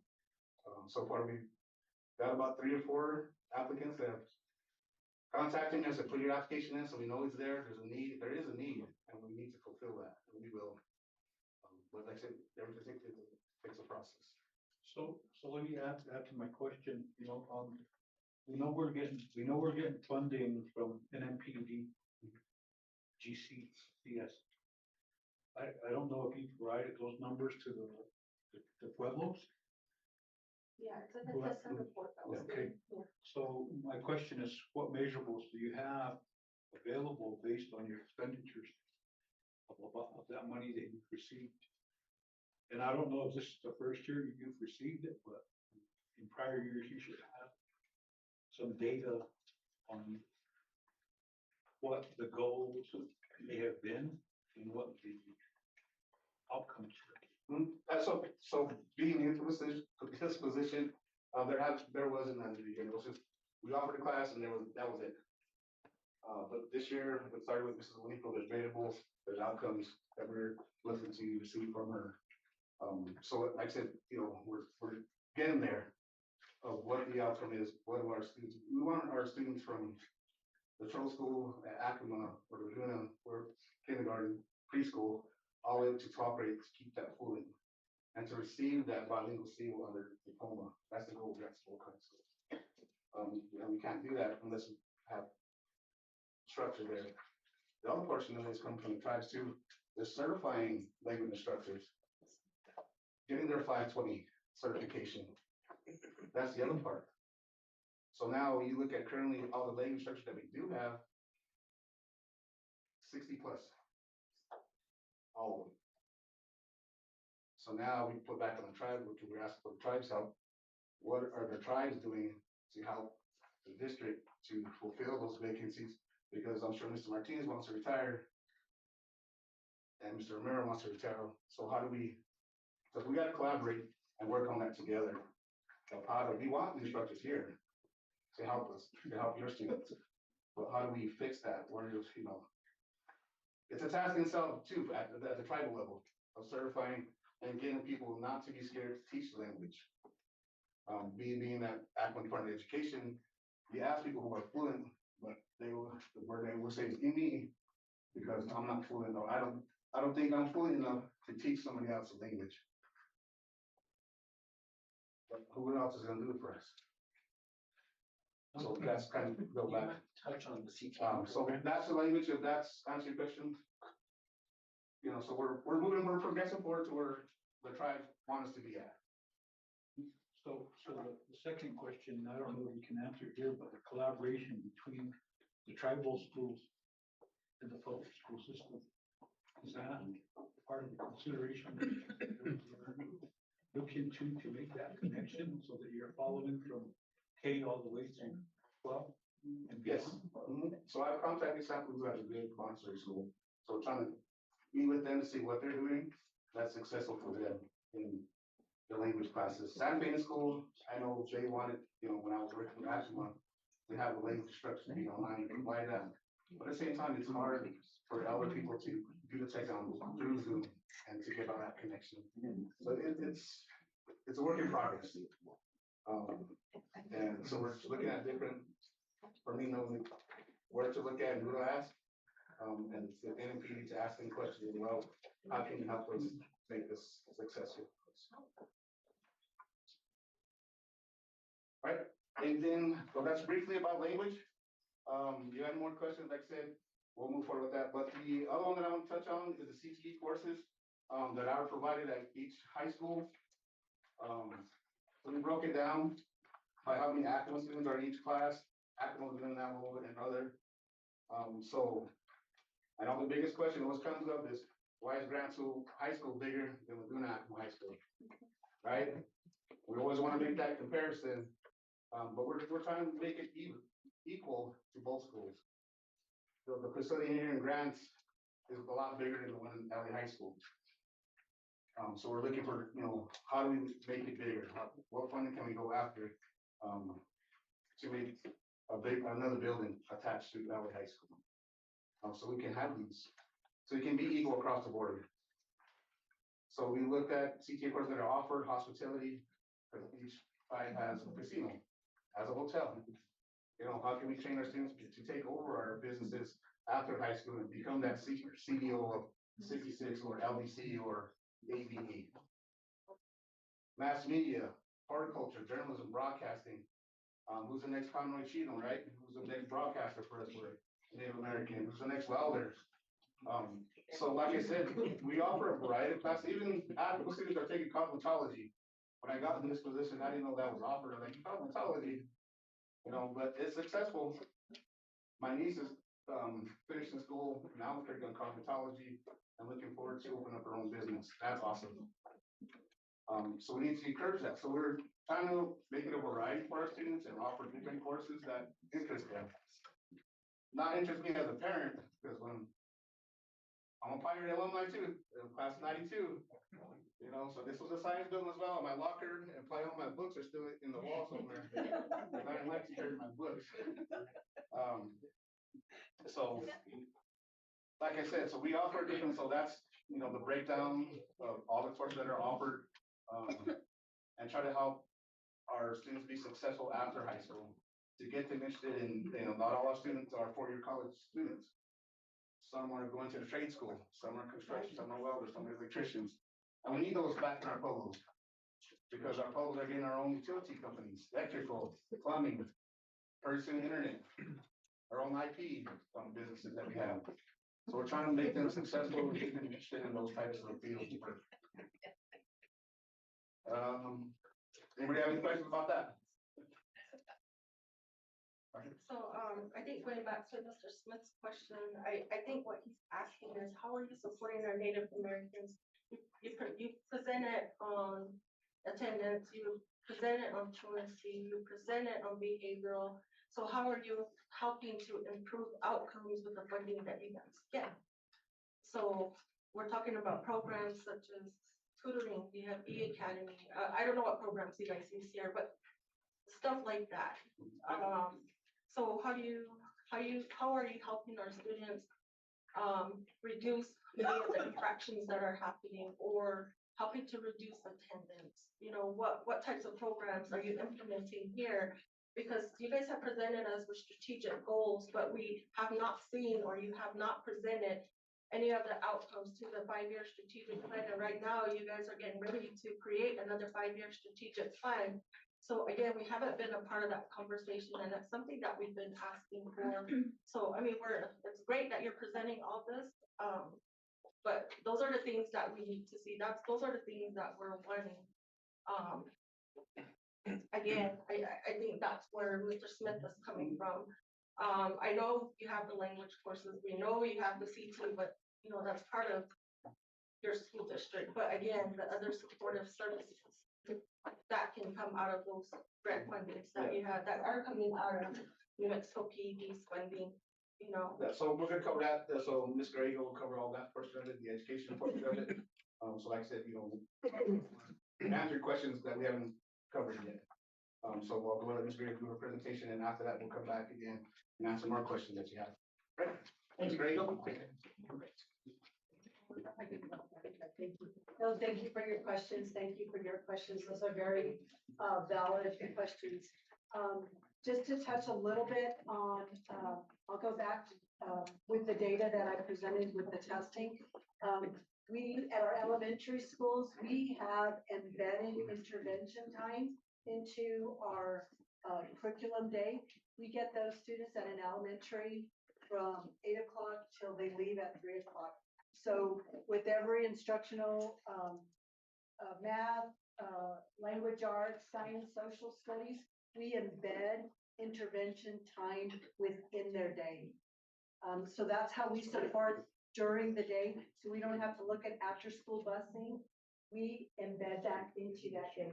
Just as I mentioned, K-2 is very critical. That is where they are acquiring every skill.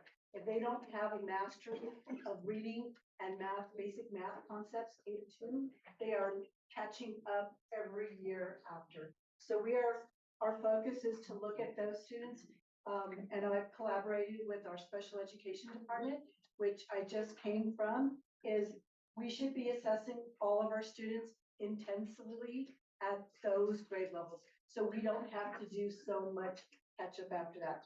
Then for our secondary schools, our middle schools and our high schools, we have advisory time, and we offer tutoring while they are at school to target, based on our data, what the students need.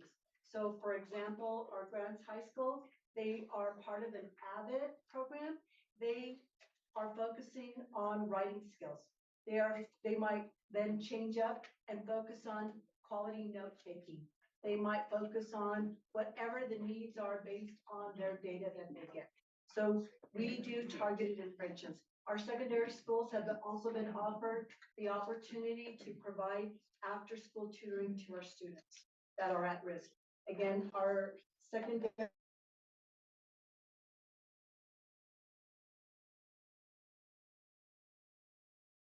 that is a part of a student's education from the minute they get to school till they leave at the end of the day.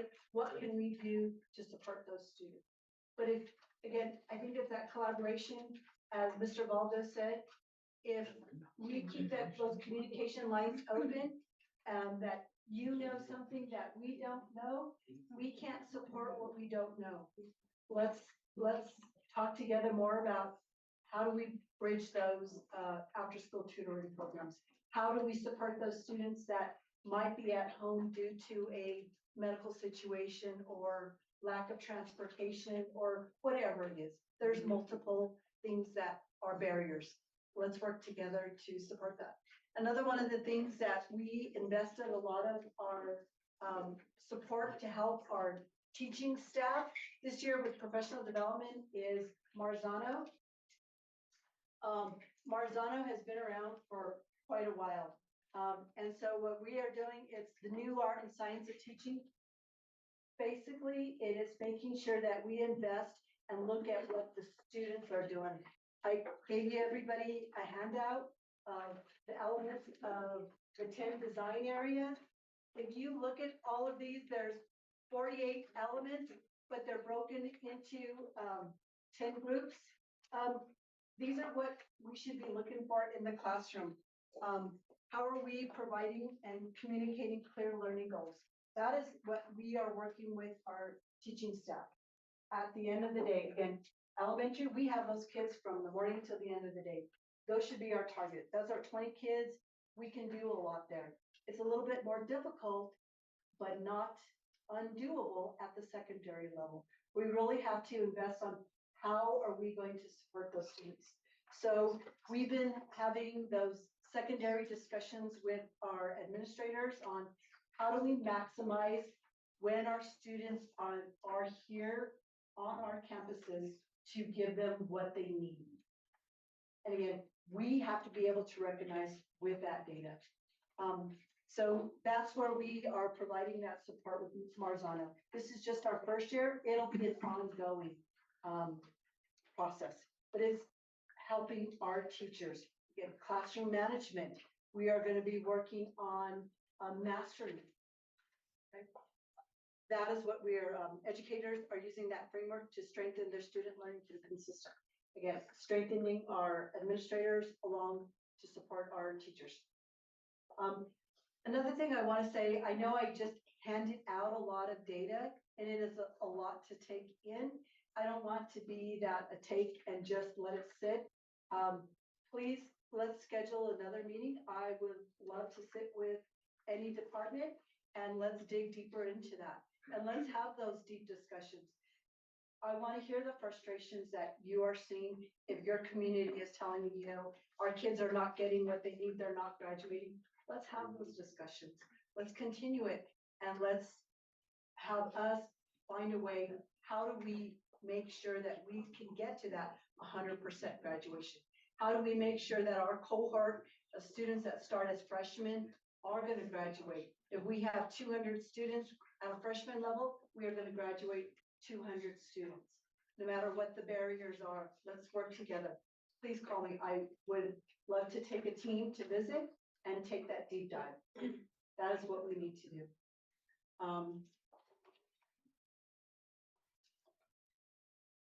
So another thing that we have going on this year, we are very fortunate. We are adopting math curriculum.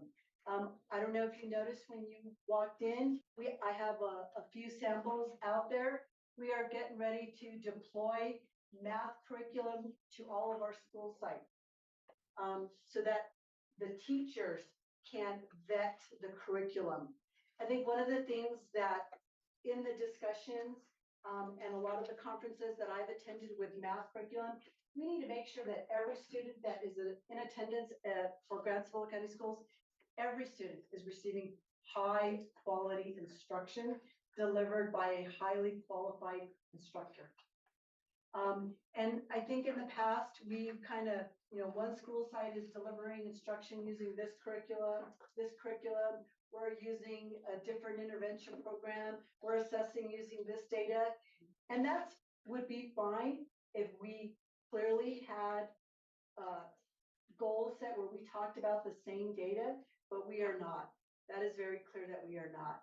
So one of my goals is to hopefully we can pick a valid, high quality instructional program that we can use at all of our elementaries that speaks the same language that'll carry on into our secondary level so that by the time they are coming to that secondary middle school level, we have fewer teachers saying that they are lacking this skill. They don't know how to multiply. They don't know how to do addition with automaticity.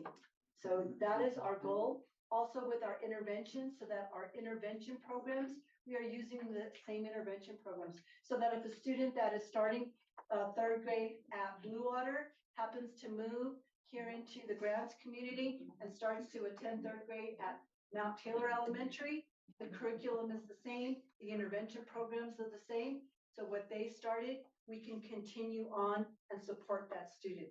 And we can track their progress and have discussions at every grade level continuously with the same level, the same objectives, the same standards. So that is one of my goals. But I think adopting our math, you saw a little bit of our data.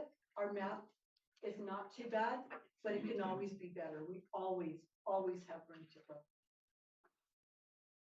grow. When we roll this out, I'm going to put it out to our schools next semester. We will present this. I think we had a brief discussion with Mr. Valdo. Maybe at one of our IPAC meetings, I will do a presentation and talk about the strength with our community, our parents having a voice and a choice also in helping us make those decisions with choosing a valid and high quality instructional math curriculum.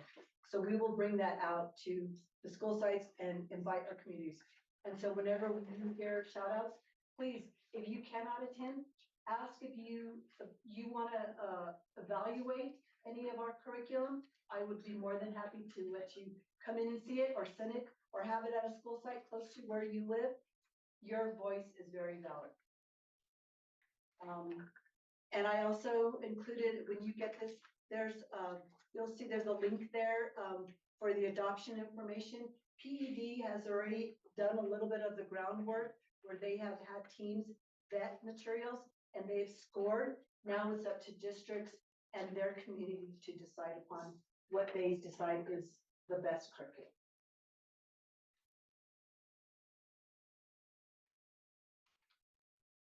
And that was Mr. Ball's, I think he spoke of it. Yeah, again, just to emphasize, we do offer tutoring at our school sites.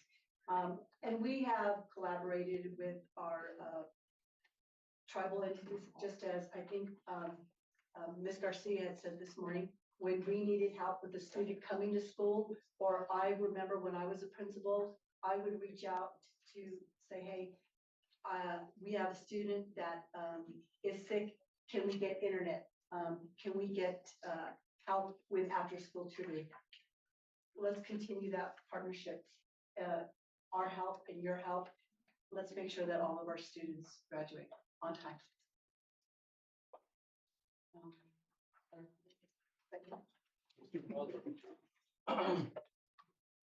So this last slide, thank you, Ms. Grego, for that. Is the course catalog, the highlight opportunities for participation, emphasis on culturally responsive practices. Like I said, we already kind of briefly went over all those topics.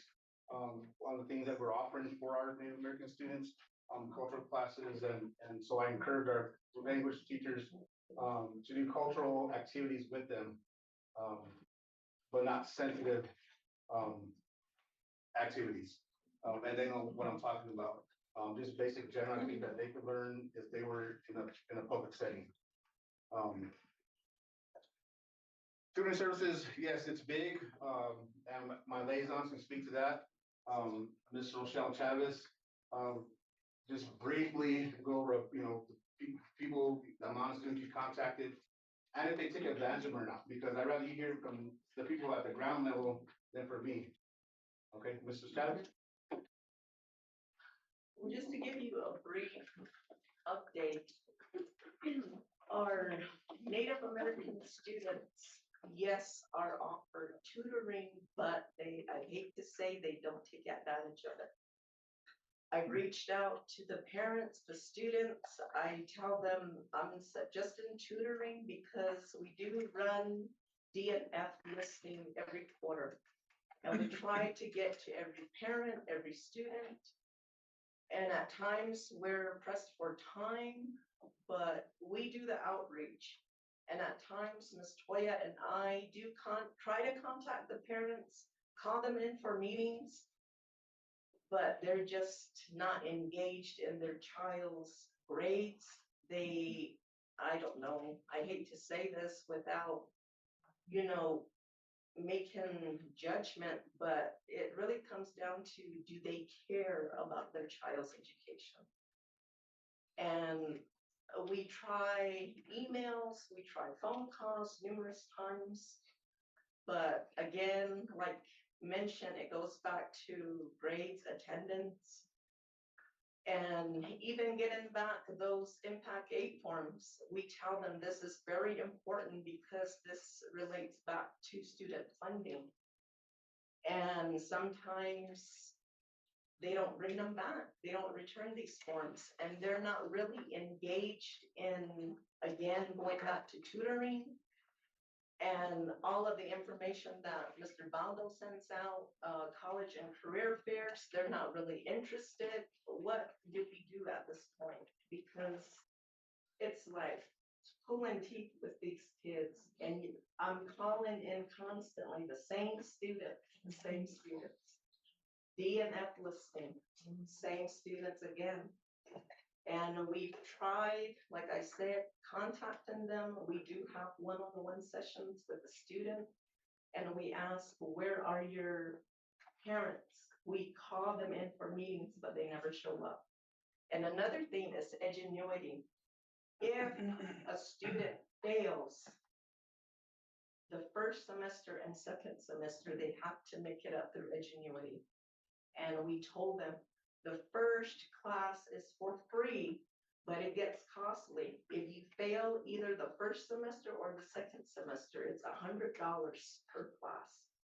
And if you're lucky, they do get offered summer school, but then again, it goes back to, is the class going to be offered during the summer? That's another thing to consider. But something doesn't click with these students. And we call them about attendance. That's another thing. Some of them have unexcused absences. Yes, I can talk about, I know a lot of it goes back to cultural events, which is understandable. But then it goes back to, again, making up those classes or homework assignments that they missed out on. In class lectures, assignments. And another thing I wanted to mention, you guys come out to advise our students. And is there any representation from the Navajo side? That's really what the students need. Some of the students were saying, and Laguna, I know I reached out to you, Governor Antonio. I never got a response back. And the only response I got back was from Councilman Dominic Poncho.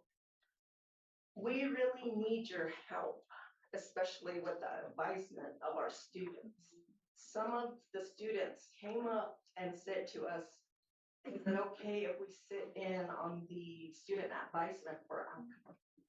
Because we come from families where aunt, uncle, grandparents are the primary guardians for the students. We need reminders, we need encouragement, we need support. And that's where I need tribal administration from Laguna and Baca representation to help us there, because we do encourage our students, we do advise them, we remind them about grades, and it doesn't get through, it goes in one ear out the other, but this is where we need your help. And I'm glad to be back at Grants High School. I love it. And I'm here to provide that service to our students because I don't want them to fail. And that's where Umanswa puts it. And that's what I'm asking for. So if you can meet us halfway, we'll be successful. But those are some of the things that we're facing, unless I missed. And FERPAS. We do, when we meet with the students, when we call them in, we do give out the FERPA forms to the students. Again, it goes back to bringing those forms back. And that's where we face those challenging obstacles. We do tell them, make sure your parents complete this form, bring it back to us, please, because this is important information. And again, that's where our struggle is.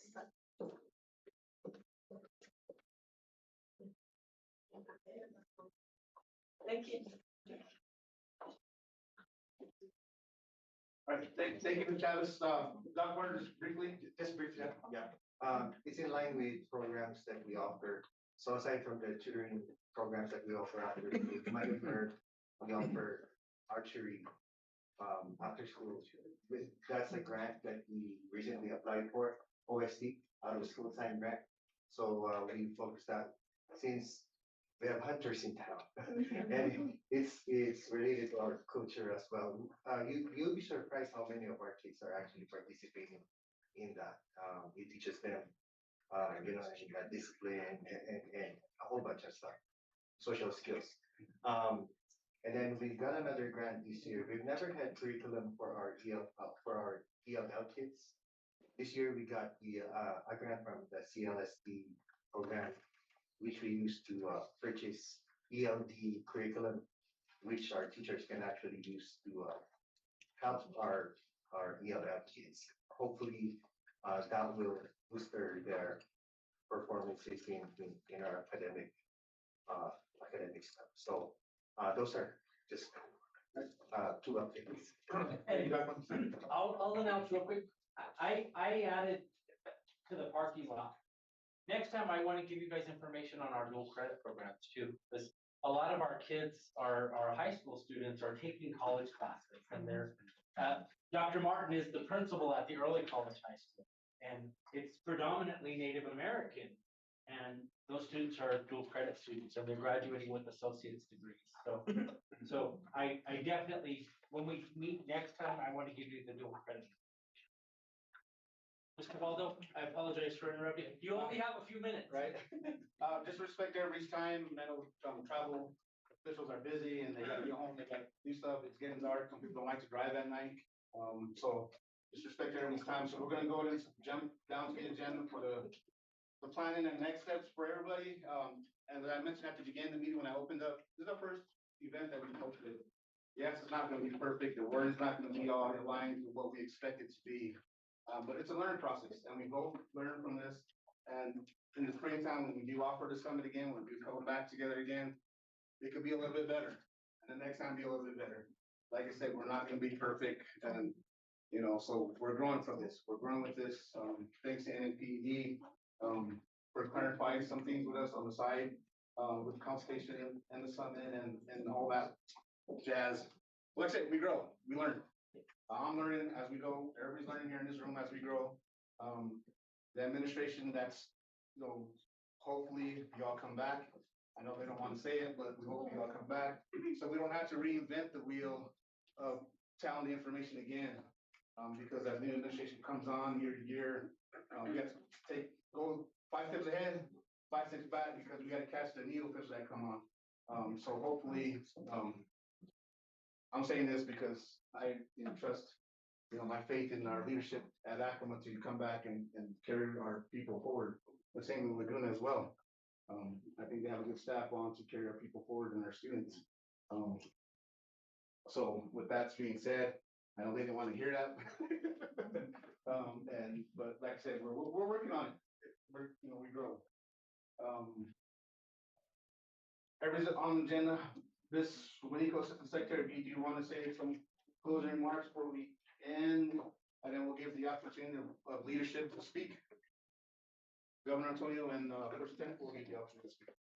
So thank you so much. And hi, Governor Antonio. It's snowing in Santa Fe, so we're going to get going about a 2.5-hour drive, and we don't want to be driving in the snow, so we're going to leave.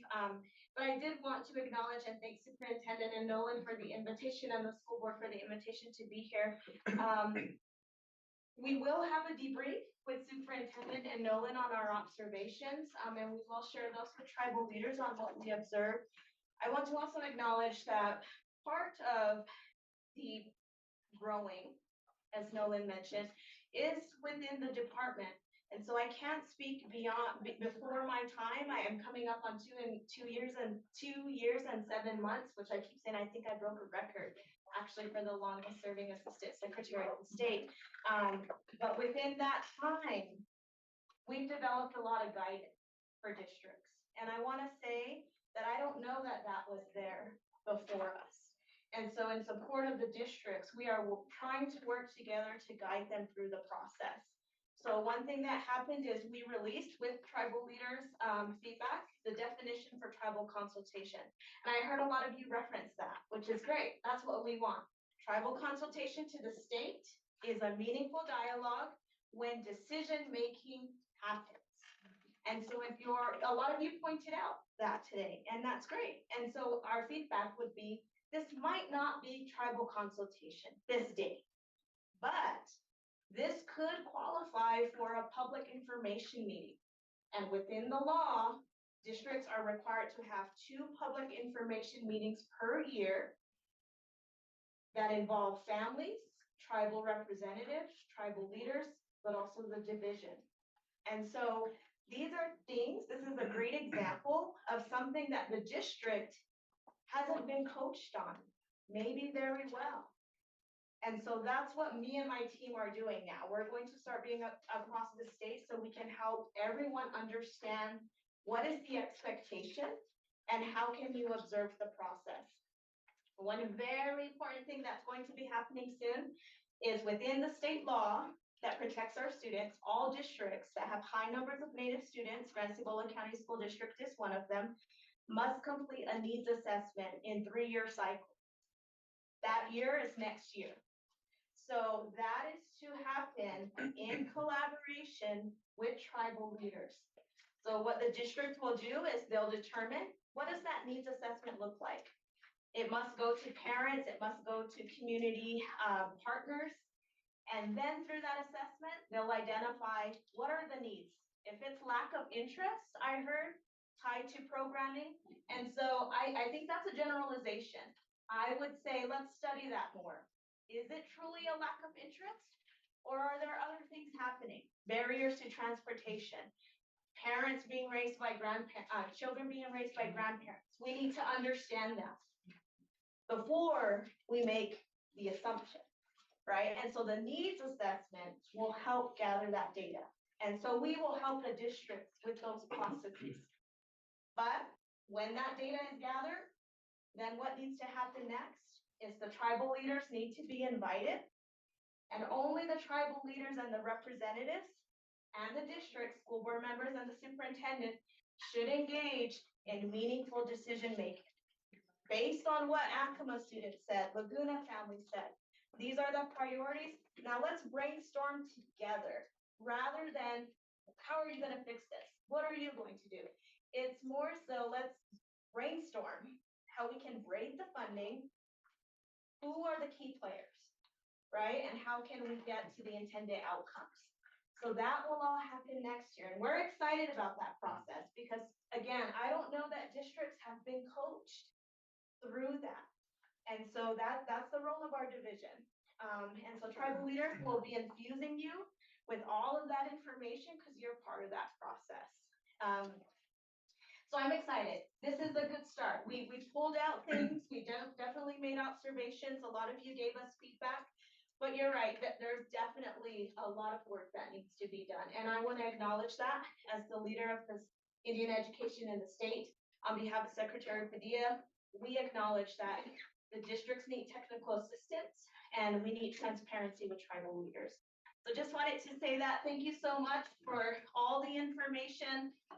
And we will see you soon, tribal leaders. We'll talk a little bit about what we learned here at our next monthly call. That will be on December 17th. And most of you joined virtually, but we'll report back on what we observed and what we provided to the district for full transparency. But great work, thank you so much, and your thank you. All right, thank you. Safe travels. Be safe. All right, yeah, okay, so we can go into leadership, closing. Mata wants to go first, Lieutenant Governor Antonio. Flip a coin. Okay, Governor Antonio.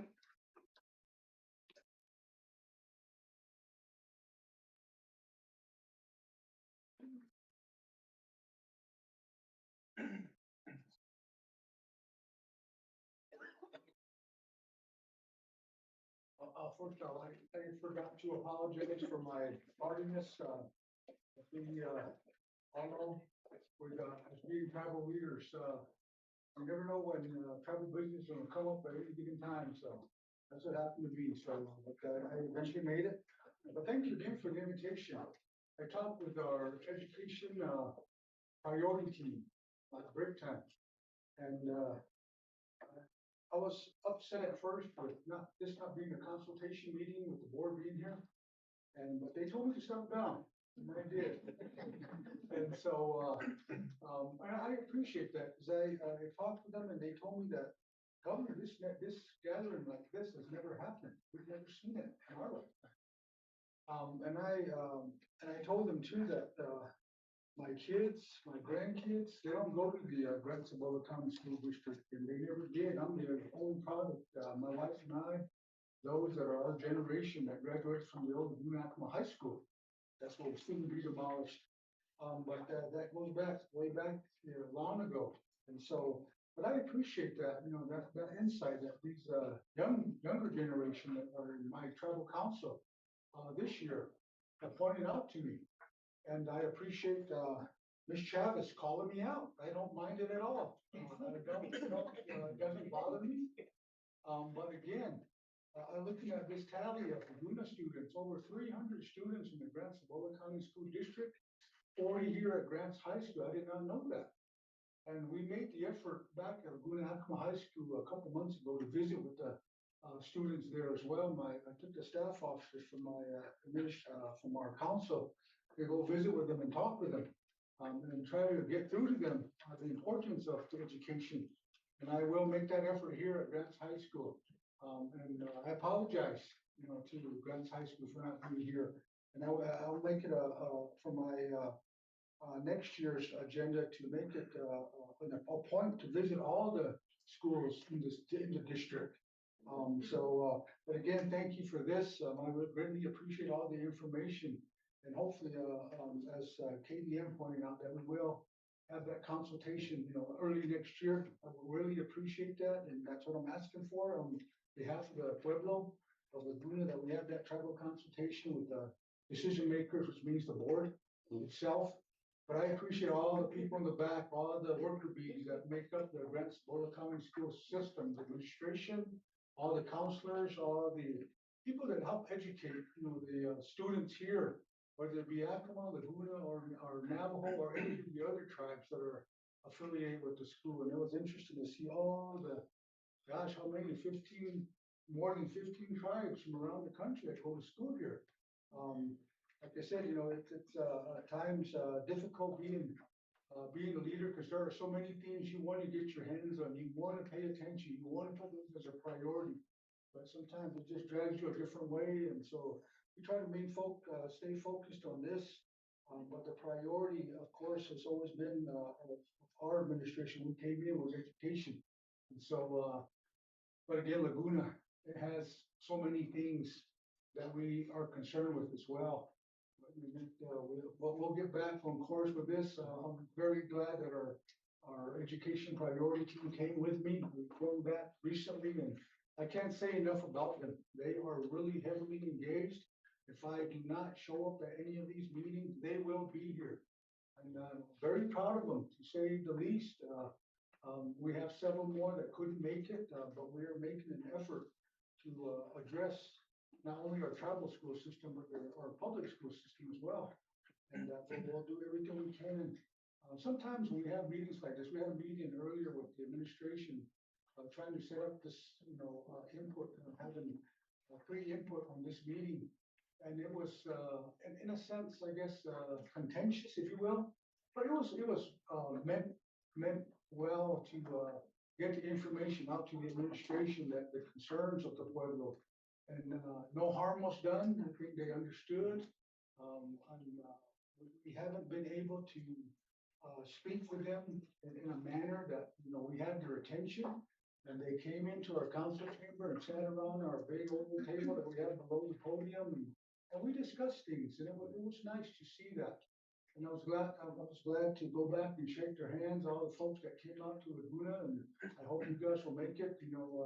In the future, I'm not going to be the only leader in the future. There's going to be many others after me, and I would appreciate the same responsibility and respect coming out to our Pueblo as well, to do those same things, meeting with the same tribal leader, whoever it will be at that time in your future, and those people that come after you retire, and all those other folks that are coming to take care of the Grants Cibola County School District. And we all need to get along. It's been so many years that we've heard so many, I guess, sad stories, I guess, if you will, and of our school back to the east of here, Laguna High School, and never properly being funded, if you will, and never properly being paid attention to by the school district itself. And those are honest comments. These aren't new comments at all. And I know that Mr. Wagner and the rest of the people in the back, the administration, I know they're here to try their best that they can, and do what's necessary to bring not only all the tribes together, and Pueblos, but the non-Indian, the Hispanics, Anglos, all those folks that are here that attend the school, and that are employed by the school. And I'm grateful that, you know, these people are all looking after our kids. I mean, so I want to thank every one of you that take the time. I know it's frustrating. It really is. I was one of those statistics once, you know, we all were that were Indian students back in the day. And it was difficult to teach us, and it still is. I know it, but I hope that in the future that we take bigger strides. You saw those bar graphs, they're going up a little, you know, little by little, they're going up. And I greatly appreciate that. And so hopefully that someday soon, that the disparities, if you will, that have kept us at a distance with each other, whether the school board, the district itself, the administration, and the students and parents. Because some of the parents, they just got so frustrated that they just, you know, didn't pay much attention anymore. And so maybe that's still the reflectiveness that we're having back home. Like Chad has said, you know, they call, they write letters, they try to get them to come out to the school. I stopped in at one point because there was a group of folks from Albuquerque that came out to Laguna High School, and I got last minute wind of it. And so I went up to the school. Mr. Valdo was there, and we had a little group, and there was supposed to be parents there. And the only time that the parents showed up was when they were having an 11th grade class meeting.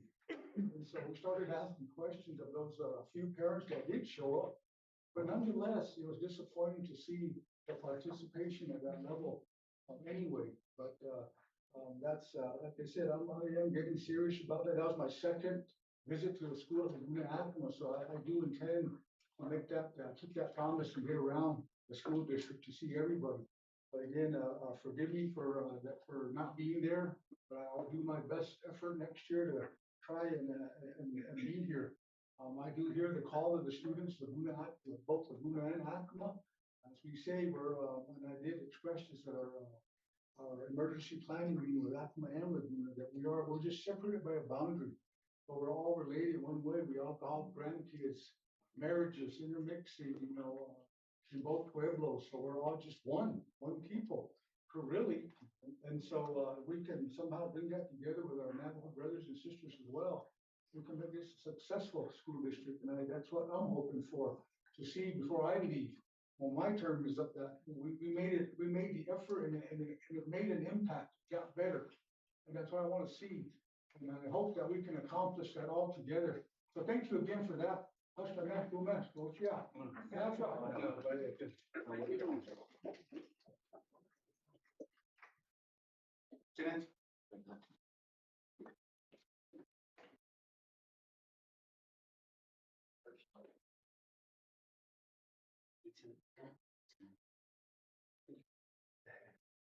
Yeah, well, thank you again for your attendance here. Really appreciate all the information that was shared. I want to say that this is a really great start to a lot of things. It's a great start to rebuilding a broken network. It's what I've observed. This is my first year in leadership, and I've seen a lot. I've learned a lot. I really wish my participation in the education side of things was more consistent. Just with everything we faced this year, we had to break it up in all the administrative roles kind of took on a department each in the admin network there. But a couple things that I really want to touch on are communication, collaboration, and being proactive. Communication really needs to be there. We really want to get involved, and we're starting to see the gaps we could fill to help you guys reach out to our students and reach out to parents.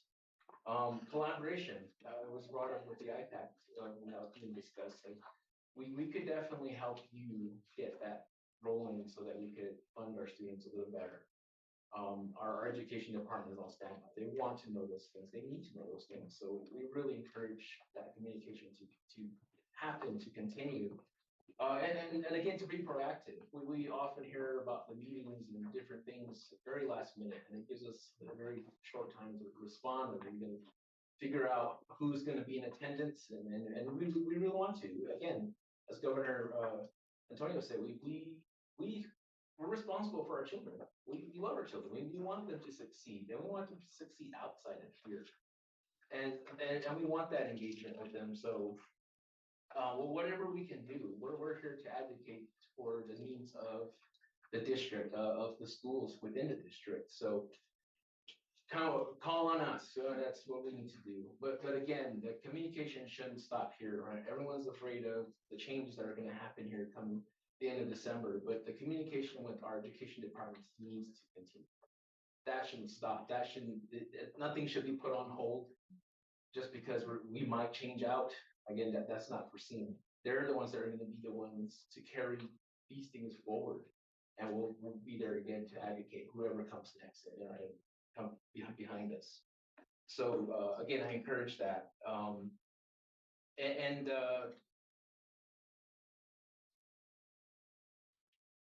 The thing about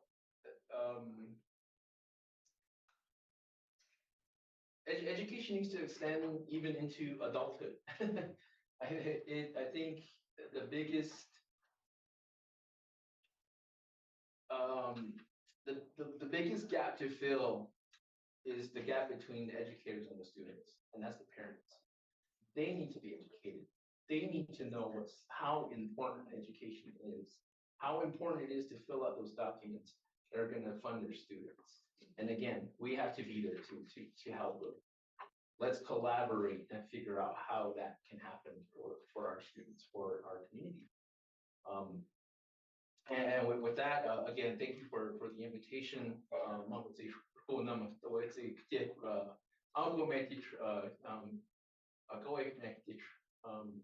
I really wish the Navajo Nation was here in the bigger presence. They have a bigger pool, and we really look up to them. They have a really great system in their education, and their students are well taken care of. And we want to live up to that same standard. And again, that includes you guys to help us get there. So let's continue that relationship going forward. And again, may have to in the thought first, and our blessings to everyone here. So,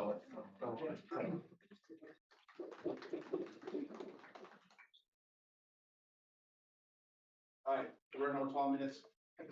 Nice, thoughtful, it's an which we have the short on Bruce, draw hunting. But we must to wash each, to got to go so like I said, let them encourage officials to be strong, to carry their people forward. Come out to the important time of the year for both bubbles and all nations, goes out at the end of the year. They got to close up things. I know they're real busy. And our whole intent was to make it that consultation. But with the scheduling of meetings and people being in different areas, it was hard to do it. We wish this was all day. But like I said, officials are busy at this time of the year, so we couldn't scale that. I wish we could have it all day. So moving into the spring summit, that's what we're planning to do. Individual consultation, meaningful decision-making with all parties involved. This was just an overall, and to clarify things that we are not presenting different things to different tribes. It's all the same. That was the whole idea behind the summit, was just to let everybody know it doesn't change from Laguna to Acoma. We're all presenting the same thing. The only thing that changes is your student numbers. That's all that changes. Okay, the numbers are still the same, the budget's still the same. That's all across the board. Trying to be transparent with everybody. Okay, so like I said, it's the first time we're growing. Next in the springtime, I'm requesting from Governor Antonio to give us a date, few days that will work in the springtime. So I'm gonna be contacting Antoinette to make sure we're on that schedule. I know you're busy, your schedule gets full right away. It's kind of hard to back them, but I'll get with the Department of Education team, the priority team, everybody that's involved in making these decision-making for their students. Will actually grow. But I thank you all for coming and to be a part of this. Since I've been involved in education for the past 20 years, it is the first time that's ever happened, and we sat all together as one and to talk about things and to get things out in the open. And I guess sometimes we go back in the past of when we went to school. That was, for me, that was 30 years ago. It's changed. Okay, we can't live in the past. We can't change what happened in the past. moving forward, we can change that. Make things better for our students, even for the unborn. That's what we always practice. We're doing things for the ones that are not born yet. Those are things we gotta look out for, and to keep in mind all of our thinking that we go forward, moving forward, to keep in mind of that. Not our own personal beliefs, our own personal wants, but the people that are unborn, the little people. You know, that's what we're looking at, to make it better for them, because we're not gonna be here. We're not guaranteed tomorrow, but we can make it better for the future.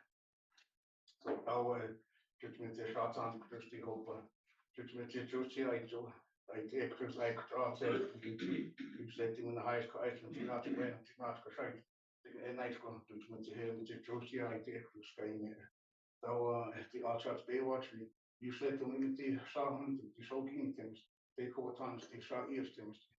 You Judgment Squad number, you did to our numbers. Judgment School number, the all shots Baywatch.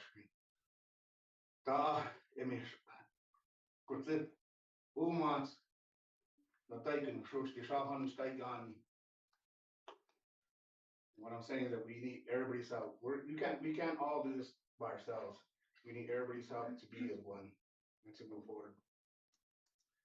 Okay, so anybody have Mr. Weiner? I'll get to close out, give his closing remarks. But you hit the shots on this. Joey shots over. Mr. Weiner? I'll be very brief, because I think now we're 20 minutes over. And I do want to be respectful of your all time. Thank you. Thank you for coming today. Thank you for being part of this. I knew it was going to be bumpy because it was the first time we've done it. And you know, Marcia and I have been meeting a lot the last 2 years, right? I think this is my second year as superintendent, and you came in my first year. And we've been talking about transparency, and we've been talking about, okay, what kind of data do we need? And you know, and it dawned on me, you guys need to know about credit. You need to know about the kids that are getting certification. So it was bumpy, and we got through it, and I'm looking forward to our spring consultations and our spring meetings and bringing the decision makers to the table. And thank you guys so much for being here. Thank you for loving your children, and thank you for sending your children to our schools. We love them too. That's Governor Antonio and I met, and I said, you know, I used to work for Laguna Department of Education, and I love your children, and I love Acamas children, and thank you guys for being part of the GCCS staff, and we'll keep having these conversations, and we'll keep communication open. Nolan, are you going to give us a closing prayer, or somebody going to give us a closing prayer? Yes. Okay. So trying to contact my son, he's had practice, and both my wife's working grants, so we're trying to coordinate that. He's like, where are you at? Yeah, he goes to Laguna. Hello. High school. Could I, before you adjourn, this is Mrs. Emily Hunt Daly. I've been here during the whole meeting, just listening, and since it's my last year, after 12 years, I figured it was time for me to pass the torch to someone else. But thank you for your attendance, tribal leaders and community members. This is what is most important to me as a board member, is that we get all of your attendance, and it's rewarding to see all of you sitting there. And I was listening to all of this while I was in my classroom. So as old as I am, I'm still teaching. So thank you, and Roy Shatsko, Hashemekume to all of you. Thank you. Thank you, Ms. Day, appreciate that. So we're talking about Grants Alley High School, right? We have a basketball game this Saturday, Alley against Grants High School here at GHS. So we talk about, you know, being together, being as one. Let's show all our support, be there at the gym. We should show all our students, you know, that we support them. And this starts from here, right? They're showing the collaboration, that we're engaged with their activities. And it goes for all schools, no matter what happens at Cabero, it could be at Sen, it could be at Blue Water, it could be at San Rafael, Mesa View, all our school sites. I encourage the Department of Education to put leadership to be part of that. If they're having activities, they're having programs, come out and support them. And when I attend these programs, the first thing is like, well, our administration in here, our officials in here, do they care? And I've heard that, and I sat on the other side too, of hearing that. So, please, I encourage you all. I know we're busy, everybody has a busy schedule. But you won't take 5, 10 minutes to show your face. I'm here, greet everybody. Oh, they care. That's all it takes. So I encourage you guys to attend, please. Amen. So like I said, Saturday, is a game, big game. I-40 competition. We hope it doesn't get rowdy, but we hope it's friendly competition, right? And family competition. My son goes to out of high school, and I won't say I hate. I wear Grants Pirates underneath my Hawk shirt. Let's put it that way. All right. With hats and a red shirt. Yeah, so I told somebody, I'm only a Hawk till he graduates, and that's the next couple of years up here. But anyway, Mr. Martinez, if I could ask you to close out the meeting.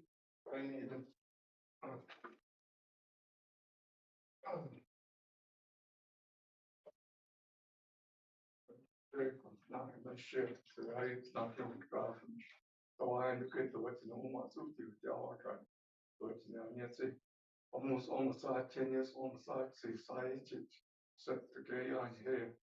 Joshua teacher, Michelle Washington, Shady, neutral of those such a mission, Mazana, diet, million folder. Almost with you in your heart from your from Joshua. And that could not pay. All right, we're done. Thank you.